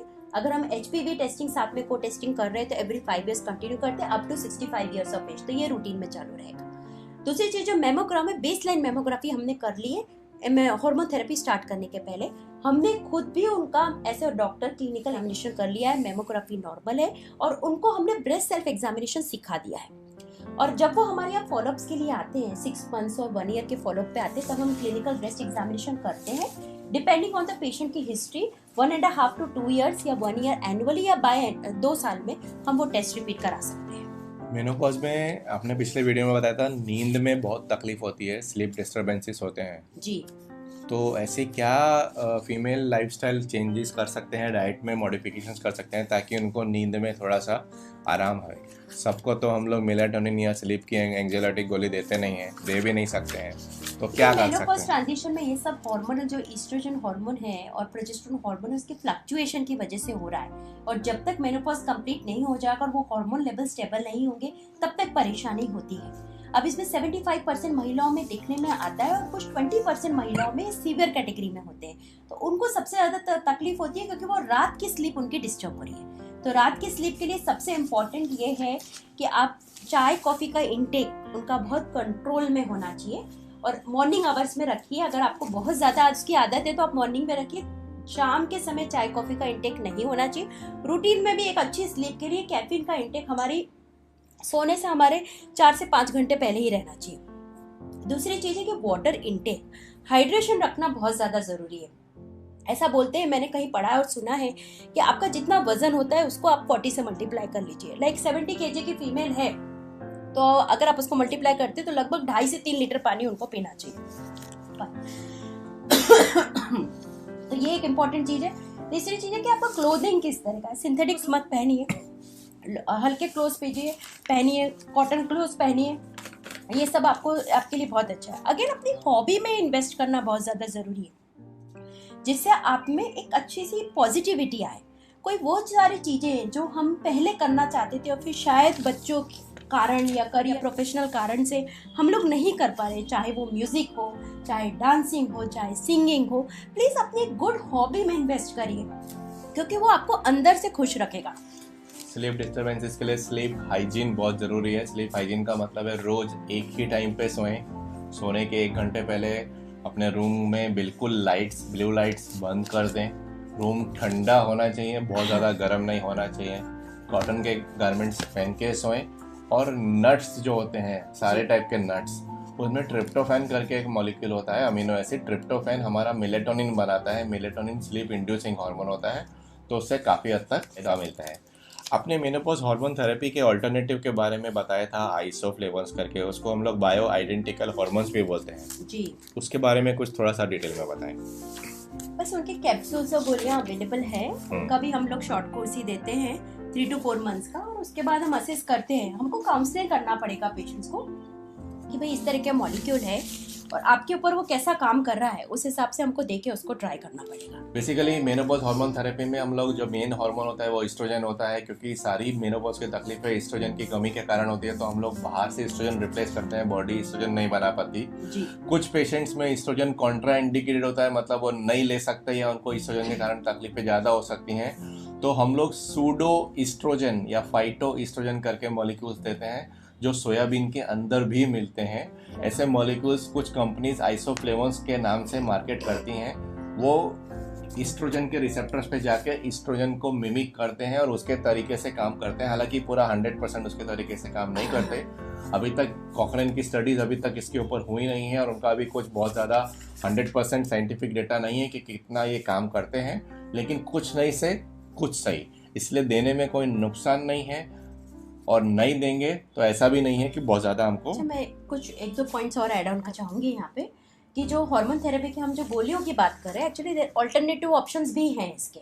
जैसे जेल्स आते हैं, ट्रांसडर्मल जेल्स होते हैं जो हम स्किन पे लगा सकते हैं, और स्प्रेज आते हैं। दे आर एक्चुअली ईस्ट्रोजन, क्योंकि हम लोग बेसिकली ईस्ट्रोजन हमारी कमी हो रही है, जिसकी वजह से हमको सब तकलीफें हो रही है।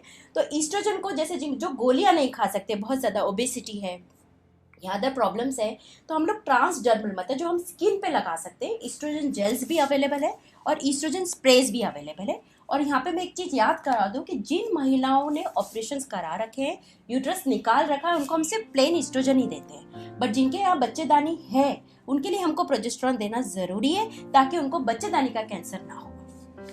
हालांकि इंडिया में जेल्स और स्प्रे बहुत ज़्यादा नहीं चलता है, क्योंकि इंडिया का क्लाइमेट ट्रॉपिकल है। ट्रॉपिकल का मतलब है गर्मी बहुत ज़्यादा है, पसीना बहुत ज़्यादा आता है। वो जेल्स जब हम लोग हाथ पे लगाते हैं तो पसीने के कारण धुल सकता है या घुल सकता है, लेकिन वो बहुत बेहतर ऑप्शन है। एक चीज़ हम लोग भूल गए, oestrogen vaginal gel genitourinary symptoms के लिए, तो हमारा रह ही गया। हाँ, उसके बारे में थोड़ा सा बताएं। जी जी, अभी हमने हार्मोन थेरेपी की बात करी, तो हम यहाँ पे अब गोलियों की बात करें, पिल्स की बात करें। और मैंने बताया था कि 3 सबसे अच्छे कारण इसके, एक हॉट फ्लैशेस के लिए रिजल्ट्स बहुत अच्छे हैं, दूसरा हमारा ऑस्टियोपीनिया और ऑस्टियोपोरोसिस के हम जो बात कर रहे थे, हमारा जो बोन लॉस हो रहा है, और तीसरा है जेनिटो यूरिनरी सिम्टम्स।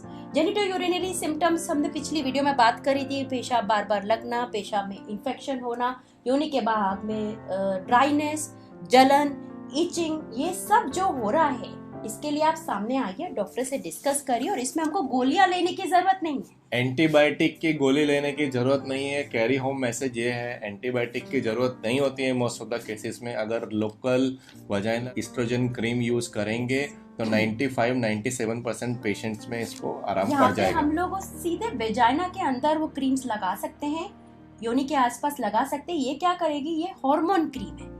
अगर इसको गाइडेंस में ही लेना, ऐसा नहीं कि मैडम ने एक बार ट्यूब लिख दी और जब भी हो रहा है आप ले लें, ऐसा नहीं होता है। क्योंकि ये हार्मोन क्रीम है, हम इसका फिर से शॉर्ट कोर्स देते हैं उनके सिम्टम्स के हिसाब से। 10 से 15 दिन हम रोज देते हैं, उसके बाद हम उसको 2 टाइम कर देते हैं, फिर हफ्ते में 1 बार करके हम जैसे जैसे उनकी प्रॉब्लम सॉल्व होती है बंद कर देते हैं। इंपॉर्टेंट चीज क्या है, ये वहाँ के ब्लड फ्लो को इम्प्रूव करता है। वेजाना का जो माइक्रोबायोटा है, जैसे जो हमारे नेचुरल बैक्टीरिया है जो प्रोटेक्शन देते हैं, उसको इम्प्रूव करता है। ओवरऑल आपके ये सारे सिम्टम्स को इम्प्रूव करेगा, और बार बार जो यूरिनरी इन्फेक्शंस हो रहे हैं उसमें तो बहुत हेल्पफुल रहता है।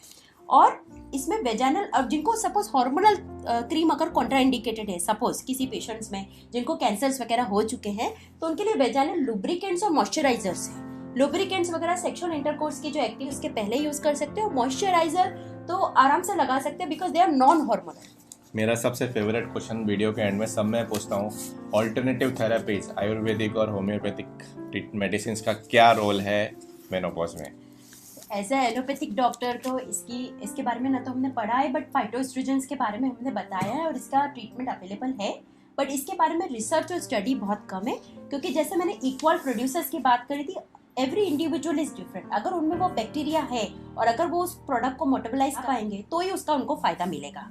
अब इसमें एक दूसरी बात है कि हमने ऑस्टियोपोरोसिस की बहुत ज्यादा बात करी है, लेकिन हमने यहाँ पे ऑस्टियोपोरोसिस का वो टेस्टिंग की बात करना हम भूल गए हैं। तो इसमें इंपॉर्टेंट चीज ये है कि ऑस्टियोपोरोसिस वन फाइन डे नहीं होता है। बोन लॉस हमारा 35 से 40 इयर्स की एज में एजिंग के साथ और मेनोपॉज के कारण बोन लॉस चालू हो जाता है।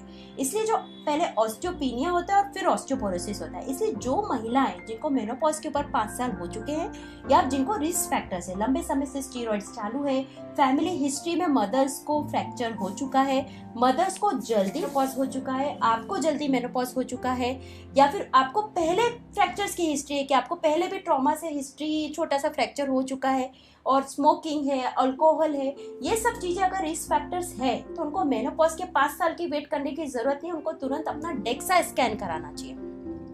डेक्सा स्कैन क्या होता है? डुअल एनर्जी एक्सरे एब्जॉर्प्शोमेट्री इसका फुल फॉर्म है। It is a bone mineral density scan, density test होता है जो हमारी बोन मिनरल डेंसिटी को कैलकुलेट करता है। और ऐसा बोला जाता है कि -1 उसका स्कोर होता है, टी स्कोर बोलते हैं। तो -1 से 2.5 के बीच में है तो वो ऑस्टियोपीनिया की कैटेगरी में होता है, और 2.5 से ज्यादा होता है, -2.5 से, तो वो ऑस्टियोपोरोसिस की कैटेगरी में आता है। इसलिए अगर जल्दी मेनोपॉज हो गया और मेनोपॉज के ऊपर 5 साल हो गए हैं तो ये स्कैन करा के हमको असेस करना चाहिए कि क्या हम ऑस्टियोपोरोसिस की तरफ बढ़ रहे हैं। अगर तो उसका आप proper treatment, proper time window of opportunity के साथ चालू कर सकते हैं। Concluding thoughts, ageing gracefully menopause में आप क्या बोलना चाहेंगे? मेनोपॉज आपकी दूसरी जिंदगी की पारी है। अभी कई बार महिलाएं आती है कि अब हमारा तो बस भगवान का भजन करना है, ऐसा कुछ भी नहीं है। It is just a phase. और menopause is associated with joy and fear. Joy किस बात का कि भाई पीरियड्स की झंझट नहीं है, पैड्स की झंझट नहीं है, और रिलीजियस कल्चर के पॉइंट ऑफ व्यू से वो झंझट नहीं है, लेकिन एक डर भी है कि इसके साथ एज के साथ भी हमको हार्ट डिजीज और डायबिटीज और ऑस्टियोपोरोसिस सब होने ही वाला है। तो अपनी धारणा को बदलिए, अपने माइंड में पॉजिटिव माइंडसेट लाइए। अगेन ये ऐसा समय है जब आप अपनी मेजर जो रेस्पॉन्सिबिलिटीज है, बच्चे पढ़ कॉलेज चले गए हैं, आप थोड़ा फैमिली में सेटल हो चुके हैं, सब कुछ, अपनी हॉबीज को डेवलप करिए, अपने लिए टाइम निकालिए, स्टार्ट लिविंग फॉर योरसेल्फ। जो इतने सालों से हम लोग महिलाएं, ऑफ कोर्स हमको थोड़ा थोड़ा कॉम्प्रोमाइज करना पड़ता है सब टास्क को साथ में लेने के लिए। अपने प्रोफेशनल करियर पे आप ज़्यादा फोकस कर सकती हैं, अपनी हॉबीज पे फोकस कर सकती हैं, और इसको एक पॉजिटिव माइंडसेट, और इसके लिए अवेयरनेस और जागरूकता क्रिएट करने की बहुत ज़्यादा ज़रूरत है कि अपने सिम्टम्स को पहचानिए, क्योंकि उसका इलाज अवेलेबल है। और पूरी वीडियो में हमने कैल्शियम, विटामिन डी की बात करी है, लेकिन यहाँ पे मैं लास्ट में प्रोटीन की भी बात करी है। अपने डाइट को कंप्लीट करिए कि सिर्फ रोटी और चावल नहीं, हमारे खुद के लिए भी स्प्राउट्स खाना जरूरी है, दूध पीना, कैल्शियम के सप्लीमेंट्स लेना, धूप में बैठना, विटामिन डी के सप्लीमेंट। कई बार मैं उनको अपने जो 40-45 की महिलाएं आती है, 55 की, कल ही एक पेशेंट आई थी, मैं उनको बोलती हूँ आप कैल्शियम ले रहे हैं? तो बोले नहीं। बोले क्या मुझे लेना चाहिए? मतलब ये जानकारी ही नहीं है। और मैं बोलती हूँ कि आपको 365 दिन लेना है, तो वो सुन के हैरान हो जाती है, अरे मैं तो दूध पी, मुझे जरूरत नहीं है। 1 ग्लास ऑफ मिल्क, अगर हम 250 से 300 ml दूध पीते हैं तो कुछ हमको 200 या 250 मिलीग्राम ऑफ कैल्शियम मिलता है, लेकिन बाकी जो हमने 1000 मिलीग्राम की बात करी तो वो 700 मिलीग्राम हमको एक सप्लीमेंट से ही कवर करना पड़ेगा। और मेनोपॉज के बाद तो ये बहुत ज्यादा जरूरी है, नहीं तो जल्दी जल्दी बोन और हड्डियां कमजोर बनेगी। पिछले 40 मिनट से 50 मिनट में हम लोगों ने बहुत विस्तृत डिटेल में जानकारी ली, बहुत अच्छी जानकारी दी सपना ने। मेरे को भी काफ़ी कुछ सीखने को मिला। हालांकि मैं 15 साल से प्रैक्टिस कर रहा हूँ, मेनोपॉज की बहुत ज़्यादा ट्रीटमेंट मैं नहीं करता हूँ। सपना से काफ़ी कुछ सीखने को मिला और रोज़ मिलता है मेरे को। आखिरी में हमारे व्यूअर्स के लिए कैरी होम पॉइंट्स कुछ बताएंगे, 4-5 कैरी होम पॉइंट्स मेनोपॉज में शुरू से लेके आखिर तक। वाटर इनटेक, हाइड्रेशन, क्योंकि ये आपके हॉट फ्लैशेस को मेंटेन कंट्रोल करेगा। दूसरी चीज है कि प्रोटीन डाइट, क्योंकि क्या हो रहा है कि बोन और हड्डी इंपॉर्टेंट है, क्योंकि बोन और हड्डी को सपोर्ट कर रहा है मसल। और एज के साथ वैसे भी मसल लॉस हो ही रहा है। हमने भी बात करी कि 40 के साथ 40% बोन मास भी लॉस हो रहा है, मसल भी लॉस हो रहा है, सार्कोपीनिया हो रहा है। उसको रोकने के लिए हमको प्रोटीन लेना जरूरी है। ये दूसरी चीज। अपार्ट फाइटोएस्ट्रोजेंस की हमने इतनी सारी बात करी, सिर्फ गोली में फाइटोएस्ट्रोजेंस नहीं होता है, बहुत सारे डाइट में भी हमारे होता है, जैसे छोले हैं, काले चने हैं, इनमें काफी हद तक काफी अच्छी चीजें मात्राएं अवेलेबल है। तो इसलिए अगर आप कंप्लीट बैलेंस डाइट लेंगे और अनाज जो हम खा रहे हैं वो रिफाइंड और मैदे की जगह अगर होल ग्रेन्स खाएंगे, जैसे ज्वार है, बाजरा है, पूरा होल अनाज, कॉम्प्लेक्स कार्बोहाइड्रेट्स की बात कर रहे हैं, ओट्स की बात कर रहे हैं, तो अनाज को चेंज करिए, सोयाबीन को अपनी डाइट में डालिए, प्रोटीन बढ़ाइए, एक टाइम दूध पीजिए, अपनी कैलोरी को कंट्रोल करिए। और इसमें कैलोरी की बात आज आ गई कि हम ऐसा बोलते हैं कि 50 साल की महिलाओं को केवल 1900 से 2000 कैलोरी की ही जरूरत है, सिर्फ इतना ही जरूरत है। हम लोग क्या होता है उससे ज्यादा खा लेते हैं और हमको एहसास ही नहीं होता, वो धीरे धीरे हमारे फैट परसेंटेज हमारे उसमें इंक्रीज होता है, क्योंकि एज के साथ मेटाबॉलिज्म भी स्लो डाउन हो रहा है।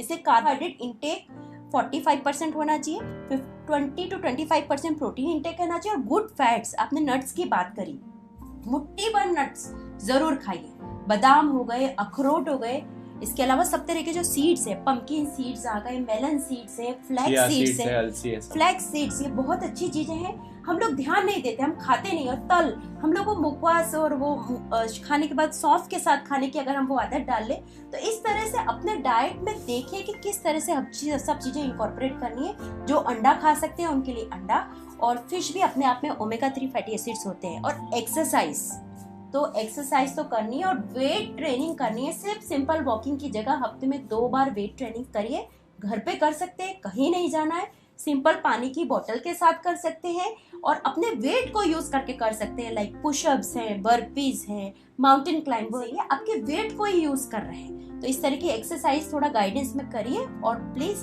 खुश रहिए, मस्त रहिए, और बिल्कुल ये एक बहुत नया फेज है, आपकी नई पारी की शुरुआत है। डरे नहीं, अवेयर रहें, और अपने गायनेकोलॉजिस्ट को एक डॉक्टर की तरह नहीं, अपने फ्रेंड की तरह मिलने के लिए आए। आप उसके पास चेकअप के लिए नहीं जा रहे, आप उसको मिलने के लिए जाएं, वो भी ऑलमोस्ट आपकी ही एज ग्रुप की होगी, आप लोग आपसे अपने पर्सनल एक्सपीरियंस शेयर कर सकेंगे। इसलिए please every female who is 40 should visit their gynaec. This is our aim. You should be fit at 40, strong at 60 and independent at 80. Bye bye. Thank you. Welcome. नमस्ते।